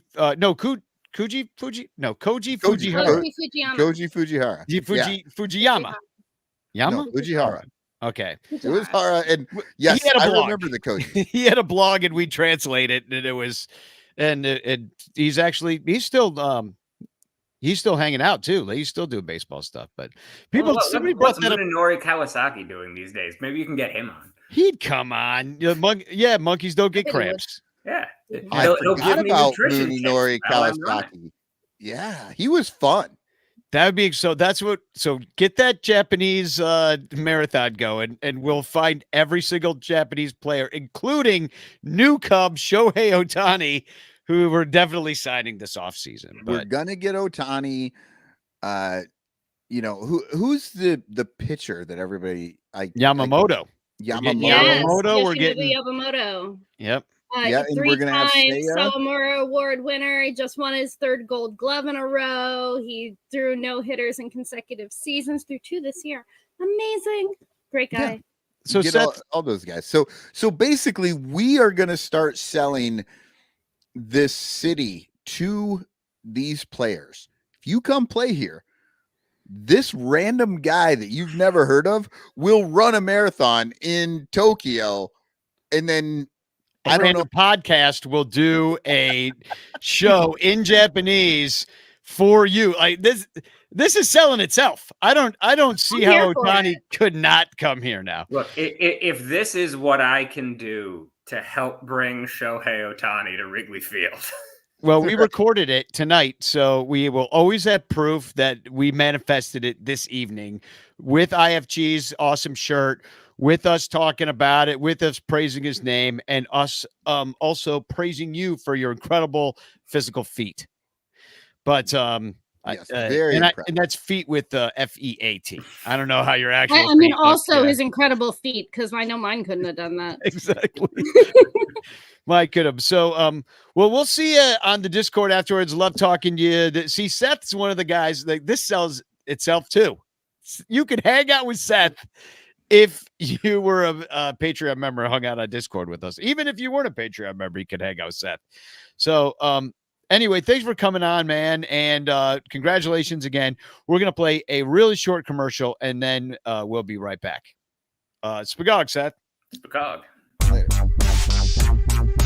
If you like the Cubs a bunch, buy your t-shirts from In the Clutch. We've got all the best styles for you. Dansby, Seiya, Morel too. Clark Fly in his W. Cody Bellinger, smoking dupes. Vintage shirts from days of old. Patrick Wisdom and Nico. You'll look sharp wearing your stro. 10% off with the code SONRANTO. SONRANTO. InTheClutch.com is your store for the most fun baseball shirts on the planet. Don't forget to use promo code SUNRANTO to knock a couple bucks off your purchase. Stack or die, we need more cups. Get it all at In The Clutch. Cause if you like the Cubs a bunch, buy t-shirts from In The Clutch. Get it all at In The Clutch. Get it all at In The Clutch. Do you ever find yourself longing for long walks and talks about catcher metrics? How about a coffee over run differential?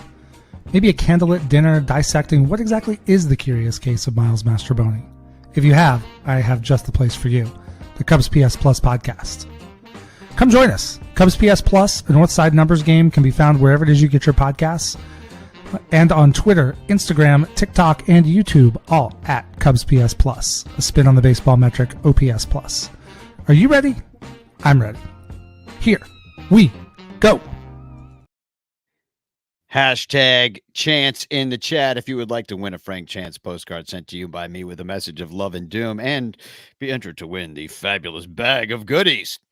Man, I could never run a marathon. That's just one thing I'm never going to do. Never going to ride in a submarine. Never going to get in a hot air balloon. Never going to skydive. Like, that's a lot of things, actually.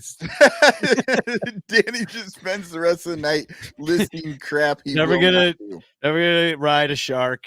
Never going to water ski. Yeah. Yeah. Well, I think you could water ski. Not doing it. Oh, well, that's just you choosing. No, I'm never swimming in Crawley's Lake. No, I can run. Like in the Army, we always had to run all the time. And so I can do it. I just can't imagine like wanting to do it for that long. Like I don't think in any way I could pull off a sub 4 hour marathon. Like Not a chance in hell. I think I could just because I'd want to get it over with as fast as possible. It's just like, I'm just going to do this as quickly. Just go the 26 miles so I could go rest somewhere. So I wanted to, I asked in the Discord, and I also asked on the Sun Ranto Ranters page, because this is our last show before Thanksgiving, because next week we're going to take off for the holiday, and then we'll be back, and we'll be back with all sorts of fun and exciting things like, I don't know, the Sun Ranto caroling competition that's going to start. I really hope the Cubs do something over the next, like, before we come back, because my Lord, there was not a bunch to talk about. Cubs yeah, we literally talked about Bailey Horn for like 15 minutes. It had a guy who ran a marathon. It's not even the same sport. So there's running involved. So anyway, I asked people what they're thankful for. And so we got some answers. This is already Mr. Fourth Row from the Discord. He says, I'm thankful that we have this group, that we can have an exchange of ideas and thoughts. Some we agree on and others not. I wonder who he means. And have the understanding that we are in this together. Oh, and we can't get censored and thrown in Facebook jail within a freaking private freaking group. So, yeah. Agreed. Already a longtime listener and a good friend of the show for many years. So here's another one. This from Josh. He said, kind of weird, but I'm thankful I lost my job this fall. Well, I'm sorry, Josh. That is kind of weird. It's very weird. He says, he goes on to say, it's been a great time reassessing life goals and being present for my wife and kids. I've also been able to do some travel that I wouldn't have otherwise done. Looking forward to my next chapter, and a smiley face. So that's great. He's got a positive attitude. He says, my dogs are thankful for having a full-time walker in the house. And Seth, who was just on the show, says, being present for your wife and kids is great. Hanging out with dogs full-time is the damn dream. Depends on your dogs, but sure. No, that's cool. And good luck with whatever you do next, Josh. So yeah, and it's great to have that sort of an outlook on it as well. Definitely. I mean, I don't know what Josh was doing or you know, what his situation is this moment, but I'm glad he's being able to, you know, take some time enjoy not working. I think he was a pole dancer. Oh, pretty sure he was a stripper. Not sure. When working out, he lost his job because of the tax evasion. Yeah, he just hasn't been reporting all the ones. Boomer Bill says, I'm thankful for this group and the fact that you allow a grumpy old boomer to play in your reindeer games. He is the oldest one of all of us, I think. Maybe Tom. I think him and Tom.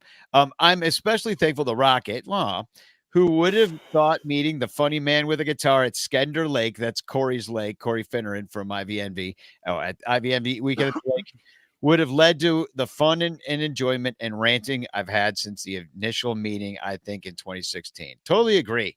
And a lot of these actually echo my sentiments, which is I can't imagine, you know, without the last 11 years of doing this show and hanging out with all of you and what the Cubs have like become as like this giant part of my life.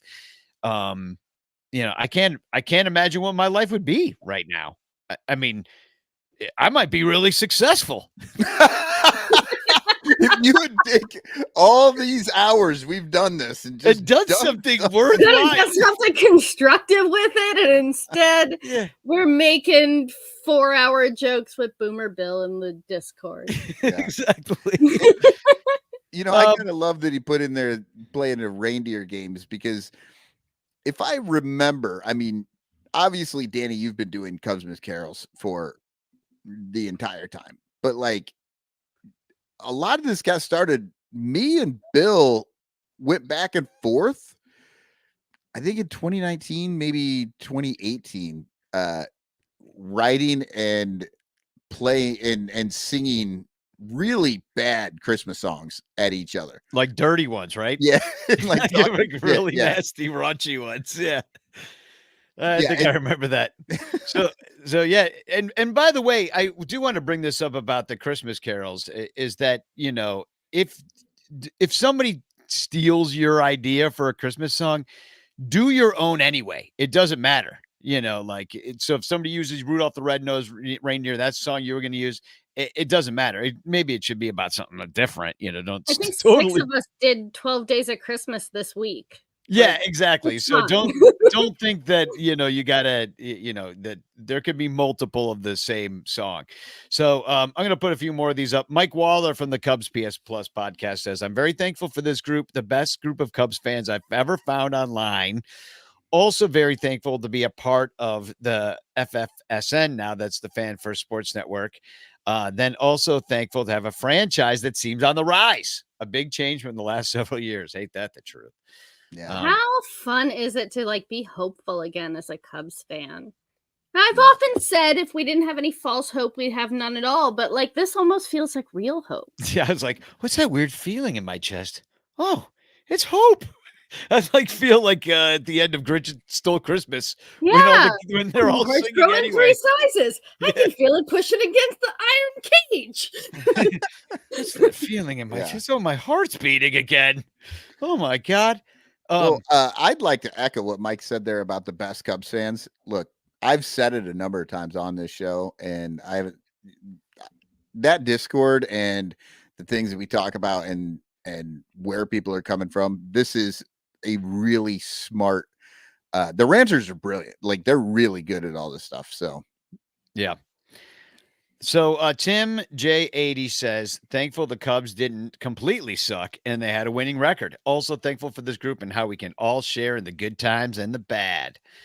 And then Eric Brown, this is from Facebook, said, not sure. This is about what he's thankful for. He says, not sure. I get worried that Jed Hoyer is going to swap out my turkey for Tofurkey next Thursday. Once again, I'm just hoping he gets us some pitchers, some hitters, and some other really good, and we end up with like a turducken instead. you still got to respect the Facebook group Sun Ranto Ranters. Oh, we got a though. manager. That's the third one. Oh, yeah, well, yeah, too bad he can't play. Actually, it's a good thing we don't have to look at his dumb batting stance where he looks like a man chained up on the wall. This is from Seth Kennedy, who is our marathoner, said, he's like, here's my joke, thankful. I'm thankful that I'm not a Sox fan. Me So too. true, though. But seriously, he says, running the New York City Marathon was a dream, years in the making for me. It was an absolute struggle through the notoriously difficult final stretch.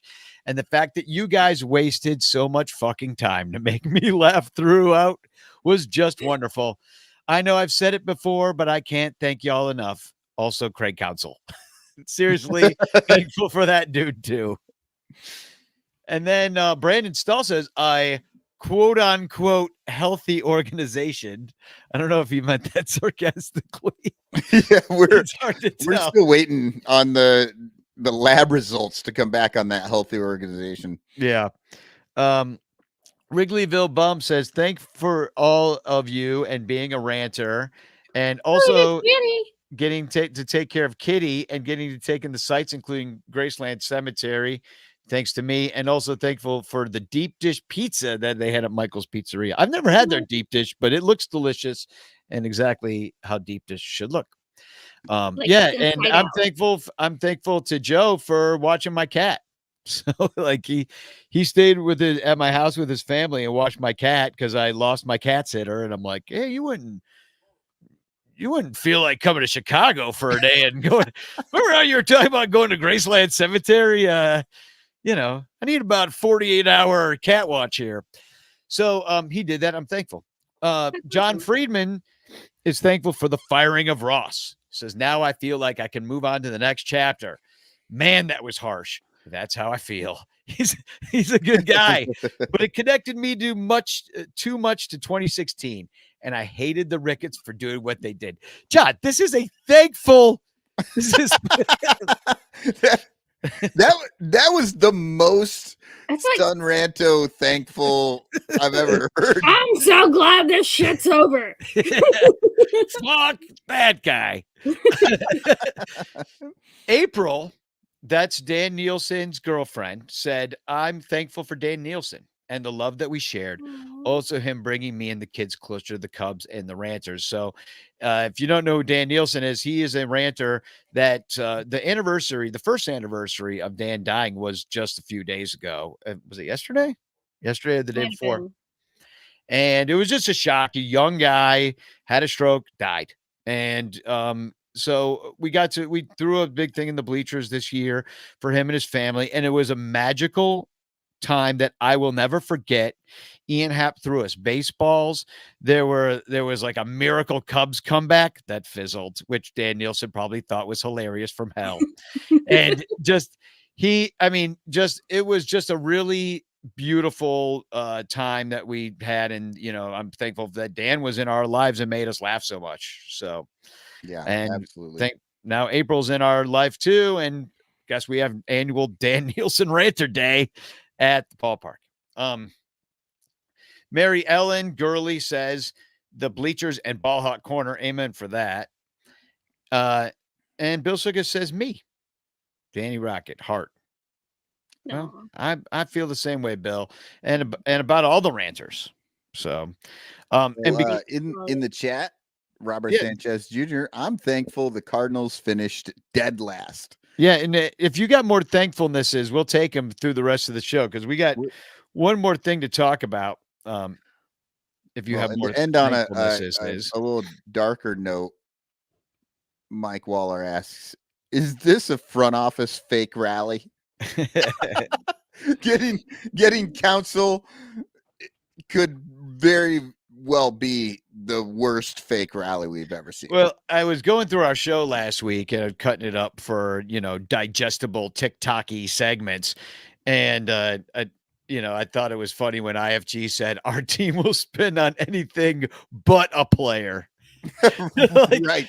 We spent $1 billion on a sports book nobody can gamble in. Yeah. So that is one thing that people don't talk about enough is how insanely stupid that place is. Yeah. A lot of ways. It is a giant Chili's. Yeah. I wish it was a rock TVs. Exactly. I can't wait till it becomes a Chili's and they're like, hey, Chili's got deep pockets. There's still a lot of awesome blossoms. Becomes a better restaurant than Chili's. That's all I'm saying. I don't know. I like Chili's, man. They're not making a run for their border. What's their thing? Make a run for the toilet. Chili's. So I don't know. Do you guys have a good, the bad, and the ugly?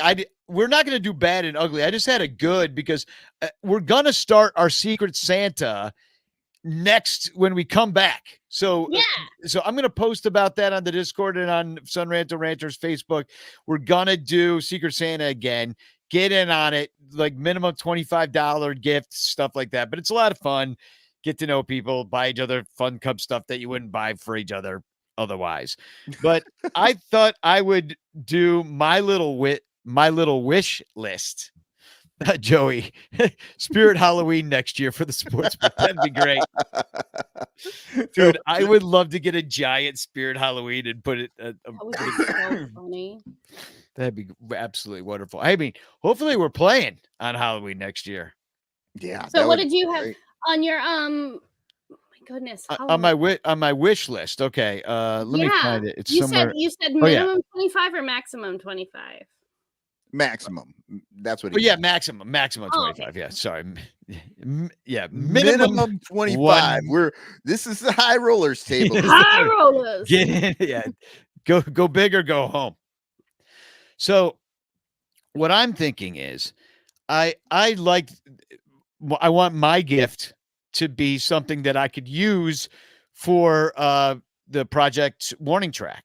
And so my idea is I've created this character and his name is the Cubanon Shaman.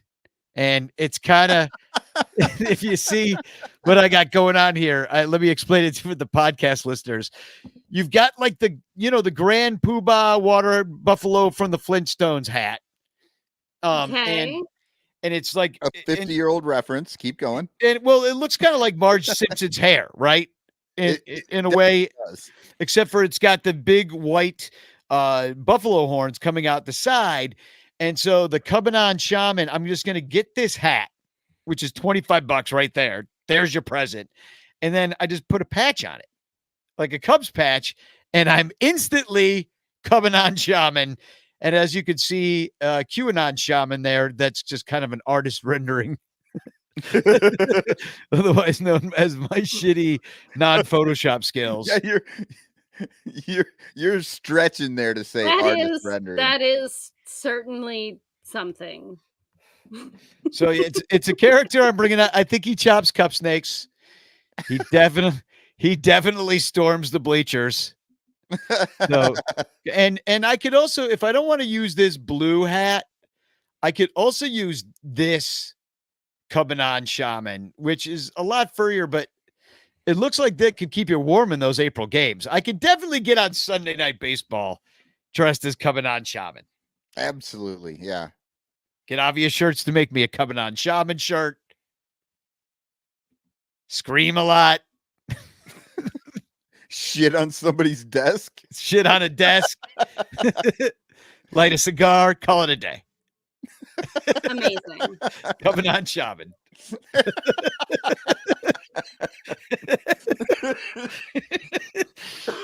So what do you guys want? Well, I misunderstood the assignment. I thought we were just coming up with this is what I think other people may want. I would kind of want this, but I have a lot of hoodie sweatshirts already. But this is I found this out there. We sell this? Yes, it's on Amazon. I didn't know. If you look up if you go on Amazon and type in Sun Ranto swag, it'll bring up all the different things that you can get with. And this is the Sun Ranto Show royal blue hoodie, pullover hoodie, and it's got the Dabbin Cubes fan. I have a green t-shirt with the Dabbin Cubes fan. I love this version of the Cubes fan. It's my favorite. So I'll actually I found the Sun Ranto swag link. So I'm going to drop that in the chat. There is a lot of cool stuff in there because there's one shirt that says it's TFG and it's got a finger. And I mean, just for about 2 seconds, I thought it said IFG. Well, I don't sell any of these. Nobody buys them. Maybe it's because we don't tell anybody that they exist. But do you remember? You don't even know they exist. I didn't know that existed because I think you could just check, like, do you want to sell sweatshirts? I'm like, sure, maybe somebody could do it. But nobody ever buys them, so I don't think to sell them. But do you remember this one that I made? Because this just came up. This was the David Ross shirt that we made. Don't let the pleasure exceed the accountability. Yeah, and I think this is actually for sale. This is for sale, and it's in like Times New Roman. Yeah, the font is just terrible. It might be the worst shirt that anybody ever made. Is this something Mrs. Ross said? No, it's something that we said that David Ross said. Because you know how Joe Madden was don't let the Try pressure. Not to suck. Yeah, don't let the pressure exceed the pleasure. And so then Danny mashed it with something David Ross's accountability. Don't let the pleasure exceed the accountability. Yeah. in Times New Roman font. That was an afternoon well spent for me. This shirt's scratchy. There's nothing. Everything's bad. Well, no, you don't want any pleasure. This is amazing. I spent half of my life looking around on Fanatics, waiting for them to learn how to count to 13 so that I can get things to say Infield Fly Girl on them. And then I found this. Your name here. Fan cave where there's no off season. I could put it like right there. Okay. Yeah. And it could say Infield Fly Girl where there's no off season. Fly Girl Fan Cave where there's no off season. Seriously, even the middle of the night you're watching baseball. I'm watching baseball all year long. All night long. All night, all day, 24 hours, 369 days a year. Nice. Nice. But I think that I think that is I think this was it's $35, so it doesn't fit the bill. I could see So if you're going looking in. for something that fits the bill, and you're like me and you live in Seattle where you can't take bags into the stadium unless they are clear, you can get this. Ooh. Clear So when bag the with Cubs are Cubs here logo. in Seattle for 4 games in April, like they're gonna be, I can rep my Cubbies. Yeah, I like that. And I think you can buy, if this is off Fanatics, we have a This is Fanatics. all off Fanatics. So you go to sunranto.com/shopping and you click the Fanatics button there. Then you And buy then it the helps stuff. me buy tickets and beer. Yeah, precisely. So, do we have anything else? Do we I want to see- talk about Christopher Morel and the hilarious thing that the writers keep saying that he's playing first base this winter, Well- and the fact that the Águilas Cibaeñas have decided they're going to put him literally as far away from first base He's as played short, humanly playing third. possible every single game. Yeah, all the left field. Yeah, I mean, just every game. Yeah, is it a joke? I mean, I don't It's- know how much. Do these? They must talk somewhat. There must be some sort of instructions to be like, "Hey, this is kind of what we want him to do," and then they run the team like how they want to. But I think still, Daddy Jesus is like, I'll put him where I want him. Well, and it's funny if people are wondering where we started from in the GM meetings that were last week. Jed Hoyer actually was asked about Christopher Morel, and he told the reporter that he's in Lightem right now. He's working on playing first base, And then no he one never- has seen him play first base at all. The Águilas have a first baseman, Elihuris Montero, and he's apparently blocking. He's blocking Morel's advancement into first base. he never played first base one time for the Cubs. Like, where did this come from in the first place? Like, it felt like maybe like a weird troll, or that they're trying to trade him, or it's just some weird smoke signal, or I don't know. But he's They're playing. like, what we really want is for him to be on the completely other side of the ballpark from first base. Yeah. Maybe that's what he's doing. He's on the other side, so he has got a really good view of what a first baseman does. he can just study it and see it from the perspective, and then try to do it himself. Yeah, that's kind of wild. Robert Sanchez Jr. Says Starlin Castro ? Yeah. Yes, it is. Oh yeah, no, Starlin Starlin's Castro. on the team, and Alexander Canario. If y'all were paying attention too, it's been delightful. Pedro Strop is on the team as well. He keeps giving up the lead because he's just not very good anymore. Bless his heart, he's trying so hard.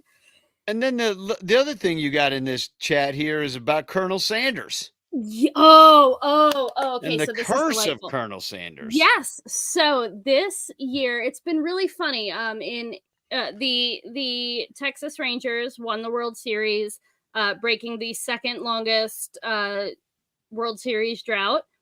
The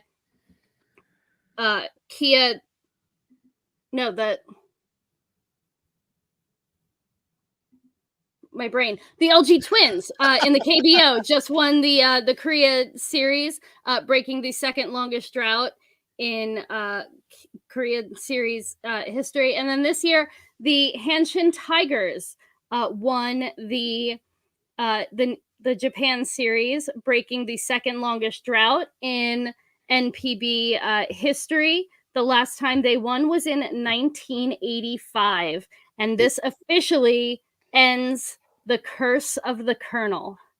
It was a good year to be second longest drought. So that's like there's one team that has gone more years without having won the Japan Series. But what is the curse of the Colonel?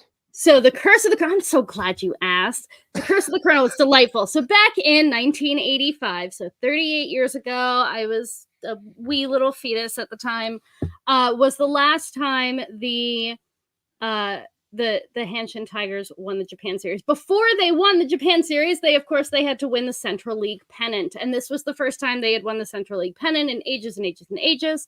And everybody was so delighted. There was a whole thing going on. Like, they hadn't won in forever, and there was this writer. He might have like written manga or science fiction novels or something. And he was like, if the Hanshin Tigers win the pennant, I'm going to go jump in the canal. And so they finally win the pennant in 85. And everybody's like, we're going to go jump in the canal. Clearly. So everybody goes to jump in the canal. And so while they're all doing that, everybody's like, this guy will come up and be like, I look like so-and-so, the first baseman. And then he jumps into the canal. And I look like this guy, the shortstop. And he jumps into the canal. And when they get to like the one of their foreign players, actually a foreign player, first baseman, Randy Bass, he was a white guy and nobody looked like him. So they went looking around for something that looked like Randy Bass to jump into the canal. And what they ran into was this statue of Colonel Sanders, because, you know, Randy Bass, Colonel Sanders, they look so much alike. And so they decide to pull the statue from the KFC restaurant near there, and they chuck him into the canal, and the statue sinks into the water. They're trying to pull it out, nobody can pull it out, and they try to pull it out, and nobody can pull it out. And so it just like, and then the Tigers then made it to the Japan Series, and they won. And then the TV host said that the Tigers would never win again until the Colonel was rescued from the canal and cleaned of the sludge. And literally nobody took it seriously, except that then they didn't win another Central League title for another 18 years. And fans dove into the Dotonbori Canal again, and then somebody died. And so, like, yeah, and they were like, okay, so maybe the Colonel is taking this seriously. And then they didn't win. They didn't win the Japan Series that year. They finally pulled the statue out of the canal in like 2009, but it was broken into pieces and they couldn't put the whole thing together. Oh my God. So he's missing his arm. And like, and so, and they end up like putting up this statue in the KFC home office. And, you know, they display this thing in front of Koshien Stadium. The Tigers finished in 4th place that year. In 2014, KFC moved it to the headquarters, and the Tigers made it to the Japan Series that year, but then they ultimately lost in like 5 games. And then anyway, this year for the Japan Series, they actually took it to all 7 games. So they almost had the chance to like win everything at Koshien Stadium, which is where the Tigers play. And Yoshinobu Yamamoto shut them out, which took it to a game 7. And we were like, oh my gosh, like it's going to happen again. They're going to lose again. They're going to lose again. And they ended up winning in Osaka. So they have won. They defeated the Curse of the Colonel. Everybody says the curse is broken now. They have now won the Japan Series. And they said that it would have been hilarious if, you know, they had been able to do that with the cardboard cutout of Colonel Sanders watching from the KFC in Koshien Stadium. But they took it to that game 7, and he did not get to watch or prevent the evil from happening again. Oh my God. I just want to know why they had a Colonel Sanders statue there in the first place. Like, it's not like who doesn't love fried chicken? Well, yeah, but it's not like at the KFCs in the United States they got Colonel Sanders statues. You know what I mean? I'm just saying it's not part of. They have Ronald McDonald's outside of. Well, yes, that I would understand. That I would understand because I've seen that before, but right. I've never seen a Colonel Sanders statue at a KFC. I mean, I don't go to KFC, but you know, it's just a dang shame they weren't able to win. A few years back, because then I could have made this really Cubs related, because there's our good friend there, Kosuke Fukudome, former captain of the Hanshin Tigers. And yeah, I had to make it Cubs related somehow. I really love the idea that they're like just grab the statue of the old white guy, because that's close enough. Just like Randy Bass. All those white people look the same. Just throw it in the water. I like when I mean, look at that.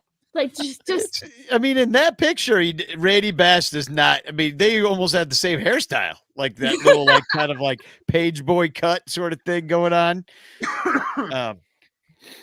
So I like what Joey says in the chat here. He says that he had the curse of Colonel Sanders one late night after eating a $5 box from KFC. Yeah, you eat at KFC enough, you're gonna have the curse of Colonel Sanders. Let me tell you. I never had that curse, but I am a little worried. I could be cursed because I shit in a canal. That story on next week's Ranto. let's save that one for the Discord. Yeah. So I do want to drop a link in the chat. Have I cursed for the Facebook event for the Cubs caroling? I've already been writing Cubs carols for the event. I just wrote Mastroboni in Another Loss about I Saw Mommy Kissing Santa Claus. And that's delightful. What was interesting is because I made this lyric made the lyrics here that when they play Mastroboni, the Cubs had a record of 27-33, which is true. But get this, when he starts, they have a winning record. Yeah. But it's like 18-17. It's like not, it's not like a, it's not a much of a winning record. A rounding error, Danny. Is it a rounding error? Yeah, but either way, like I was making more fun of Mastroboni in the song, and then I was like, well, let me see if that's actually accurate. I don't want to be putting inaccuracies in my Cubsmas carols. So just so you know, all my Cubsmas carols are being fact checked by me. Well, I drove down and you would never lie. Not my last Thursday, I drove down to Oklahoma to see my son perform at the halftime at the football game there. And on the drive down, Emily and I are cruising along, and she's just finding the most obscure like Christmas songs that she can find. And then we were trying to make up Cubsmas lyrics to it. And I'm pretty sure I am going to do Donde Este Santa Claus? Yeah, I've heard it. I've seen that one in the books. Like, yeah, so that one made the Anglo books somehow. I'm thinking Donde Este Chris Morel. Donde Está Chris Morel. Yeah. Donde Está Chris Morel. We gotta get a Canario line in there too. Well, you'll have a chance to win as long as you don't sing. Yeah, no, well, it's very important. What are you talking about, man? I sing like an angel or a demon. I don't know. Last year I rapped. So yeah, you actually had a good showing last year, I believe. But now I'm and I have actually done. I did Feliz Navidad one year. So yeah, this that will was be funny. The second time I'm doing a Spanish language song. Do you remember when Crawley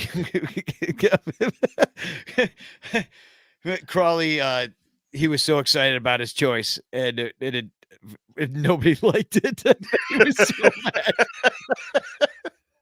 He's like, he was working it all up. I was like, I don't know, man. You just didn't win. I don't know. People didn't like it. I don't know what to tell you. The competition is fierce out there. I'm really looking forward to what John Jurgovan does. Oh my God, John Jurgovan does some stuff that is. He'll never top the Rally Tits Lady song, though. I don't know if anybody's ever going to top that. Yeah. Well, what was the one he did? I can't remember which song it was, but he was like, "Oh, that's not eggnog." Yeah, right. Yeah, he just gets more. I'm actually kind of scared of what he's going to bring us this year. This is going to gross us out. I'm going to throw up. Oh no. Like a marathon runner. So anyway, join us for the Cubs competition and also the Cubs caroling on December 16th. I don't even think I said the date. We're going to be meet in Wrigleyville and walk around and sing. It is fun. These flexing cubes, I do have a kind of a string of them. Who else has got something? I have two. What do you got, IFG? Me? I flexed with the curse of the Colonel. I can show you my 12 Cubs days of Christmas since I can't go to Cubs carols. Yeah, give us some. Well, but just because you can't go to Cubs caroling, do make a video, sing something and make a video. okay. And Well, then we do a whole show where we just watch all the videos. It's amazing. Oh, then I'll TikTok it. Never mind. Yeah. I don't have any TFCs this week. Yeah, you can enter. Like Michael enters every year. I think I'm the only one that's like not allowed to enter. Technically, fair. my job is to show everyone it could be worse and to make them all feel better about it makes everybody feel better, like, well, I'm not gonna be as bad as Cotton. Yeah, exactly. You set the bar like on the low end. So I got this. Cotton, you're gonna love this too, because this is about Boog. So congratulations to Boog. This comes from Jeff Egrest on Twitter. He says, congrats to Cubs TV voice John Ciambi, who won his first individual Emmy over the weekend at the Chicago Midwest Regional Emmy Awards. Oh my God. Could we have, could we parse it out any lower? Yes, you can. Boog won. Boog is in quotes, by the way. Boog won for outstanding crafts achievement. Wait, let me start again. Boog won for outstanding crafts achievement for on-camera talent / sports analyst play-by-play. What does that even / mean? Sneaker consultant. Yeah, outstanding crafts achievement. So I kind of like is it because he's always at the craft services table? I like what Travis said. Boog is great. I especially enjoyed his paper mache art this past season. And John Hanley, who's an amazing Cubs artist, says it's called the Everyone Gets an Award generation and the acceptance of mediocrity in our society. Yay. I mean, oh man. But yeah, what the hell is that? Boog won for outstanding crafts achievement. Well, and I it's don't know what that means. the Chicago Midwest Regional. Like a guy that I follow on Facebook or follows me, and I guess I worked with him, and he was, I don't know. But I saw that he won an Emmy, and I said to Nicole, I'm like, hey, Mike won an Emmy or something like that. She's like, oh, yeah, it's the Chicago Midwest Regional Emmy. So I've known this for like a year or two that we have fake Chicago Emmys, which, by the way, I would like to win. Well, yeah, I mean, I deserve one for this I mean, show. if I won a Chicago Midwest Emmy, I'd never shut up about it. Exactly. Yeah, but we're not a national sports announcer playing for one of the biggest teams in the league. Like, yeah, you're right. We're international. Like, I won a poetry contest at the local library that I still talk about, but yeah, I'm not being paid to do that every week. Yeah. So, well, congratulations to Boog anyway for his fake ass award. Hold on. Someone hear me congratulating me. I got one here from Jeff. So I didn't have any Cubs related ones. I couldn't really find anything on the Cubs recently, but here's one from Jeff Passan that I think we should all check out. Jeff Passan says the Los Angeles Angels are hiring Ron Washington as their new manager. Sources tell ESPN. Washington, the former manager of the Texas Rangers and beloved longtime coach, now with Atlanta, gets another shit with the Angels. John Heyman was on it. To be fair, John Heyman is often on the shit. I just loved that he fucked that up. And then right after it, he's like, he's got another shit. And John Heyman was on it. In my good friend Jeff Passan's defense, he broke his back and he's probably on a lot of painkillers right now. Oh, that's right. I forgot about that. Yeah. Well, I think it's more about Twitter not allowing anybody to edit still to this day, which is insane. Well, you have to pay for it. So if that's it, we need to give away a chance postcard. I have one more. I thought you had more. Oh, no, coming. keep going. No, that was it. Okay, well, this one is about the Rockies. I enjoyed this one. So this is it's sort of a John Pincus worst case scenario type of a deal, but it would be a good scenario. Should the Colorado Rockies kill 5 of their players to trigger a disaster draft to improve their roster? Oh my Good night, God. everybody. The MLB disaster draft is a contingency plan to be used when 5 or more players on a team have died or been dismembered. You don't have to kill them, you just dismember them. Yeah. In the draft, the team whose They players define died. which member has to be dissed. Exactly. Get up their dick, they could still play. The team whose players died will be able to draft the amount of players from other teams equivalent to how many they had lost. Other teams, though, are only allowed to protect 5 players from being drafted, but many teams have good bench players that are available. With the Rockies having bad contracts on underperforming stars such as Chris Bryant, Oh, man. but they could also just kill bullpen guys and bench warmers to fill out those 5 kills to the disaster draft, to get to the disaster draft. Also, according to Wikipedia, the team would also have a 16.5% chance to get the first pick in the next year's draft. Now, this next draft class is weak, so I can understand their hesitancy, and being a repeat offender, that is, killing 5 players on your team on 2 separate occasions, could raise some eyebrows. But this could still greatly improve them. No doubt killing your players with bad contracts and then killing your bench warmers for occasional starters would greatly improve them and other teams. What do you guys think? And should any other teams do this? And who should they kill? Oh my God.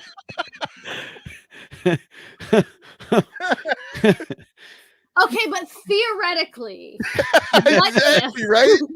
Oh no, because the or dismembered is important. Okay, You're ready to what dismember if some people? Chris Bryant, like under the table, like on the hush hush, on the DL, on the down low, we give you another $30 million or another like $3 million. I don't know what's a pinky To lose worth? a foot or We're something? just gonna cut it. We're just gonna cut the little one, Little your left pinky hand, toe. It won't even matter. You're Right, not using it. But you have to kill or dismember 5 players all at once. Right. But well, like, what's a pinky worth? What if, I mean, for one of these like bullpen pitchers who like they're gonna have 2 years left in the majors and then they're gonna go like sell real estate. They don't need 10 fingers for that. Mordecai 3-Finger Brown was a Hall of Fame pitcher. I was like, hey, man, my name is Garcia 9 3/4, and I got $10 million to not play for the Rockies. Yeah. Here's another thing you could do. You could take that pinky and you could graft it onto one of your other pitchers, like Antonio Alfonseca, who had 6 fingers on his hand. And now he has 7. Lucky. Pitching for the Aguilas. So that's freaking nuts. And I'm probably going to think about that all night. How can you not? You're just like in your brain, you're just thinking about like, all right, so if the Cubs were going to kill 5 guys, which guys? 5 guys would we kill? And then who are we going to pick from the other teams? Like I that mean, old ice- obviously we're getting Ohtani, right? Because why would the Angels protect him? Yeah, because then they'd have to pay him. Well, that was the old Angels. Well, I guess that had was the him. old Angels. Yeah. So, all right, cool. Well, let's go over to Discord and hang out a little bit more. If anybody wants to go hang out over there, we will be there. So that was fun.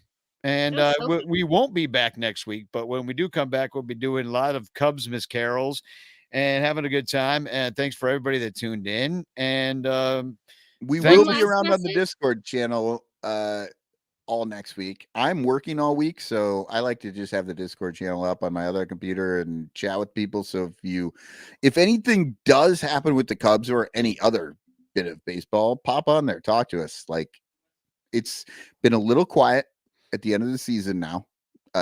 There's no reason for that. We haven't shut up. There is. Cox haven't is shut up. lonely. Please Jump in come there and talk to start. him at work. Michael Cotton's lonely and needs friends. So Spagog. Absolutely. And Spug- one last piece, I have to get out there. Shohei Ohtani. It is Time time. to be a Cub. It is time to be a Cub. Good Spagog. dog, everybody. Hug watch, watching for hugs. All your favorite players getting traded from the Cubs. Hug watch.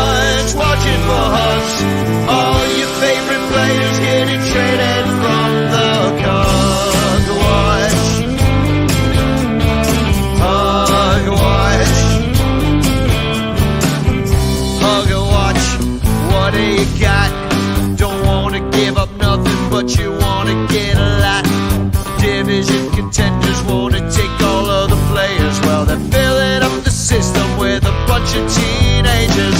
Hug, watching for hugs.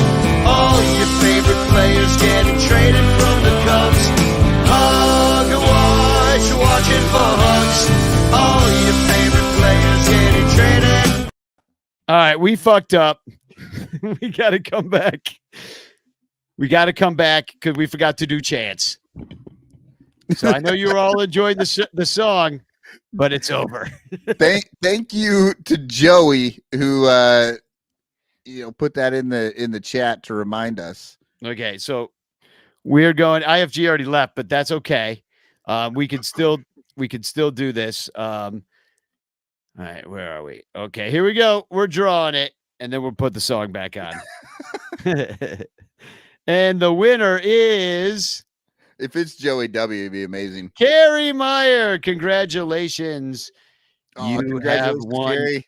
You are entered to win the bag of goodies, and you just won yourself a Frank Chance postcard sent to you by me with a message of love and doom. Now, here's back to the song. Hug, watching for hugs. All your favorite players getting traded from the Cubs. Hug, watching for hugs. All your favorite players getting traded from the Cubs. Hug, watch, what do you got? Don't want to give up nothing, but you want to get a lot. Division contenders want to take all of the players. Well, they're filling up the system with a bunch of teenagers. Hug, watching for hugs. All your favorite players getting traded from the Cubs. Hug, watching for hugs. All your favorite players getting traded from the Cubs. Watch.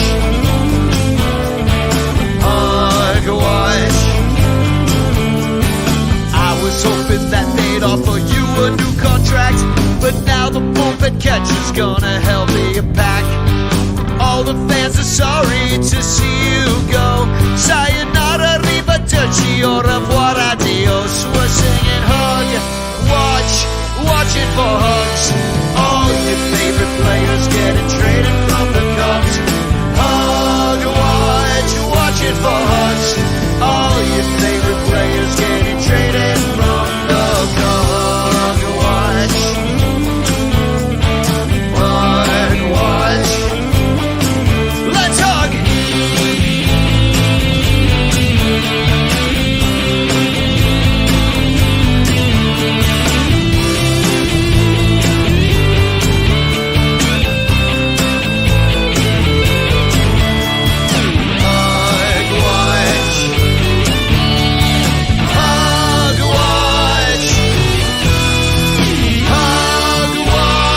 Watching for hugs. All your favorite players getting traded from the Cubs. Hug, watching for hugs.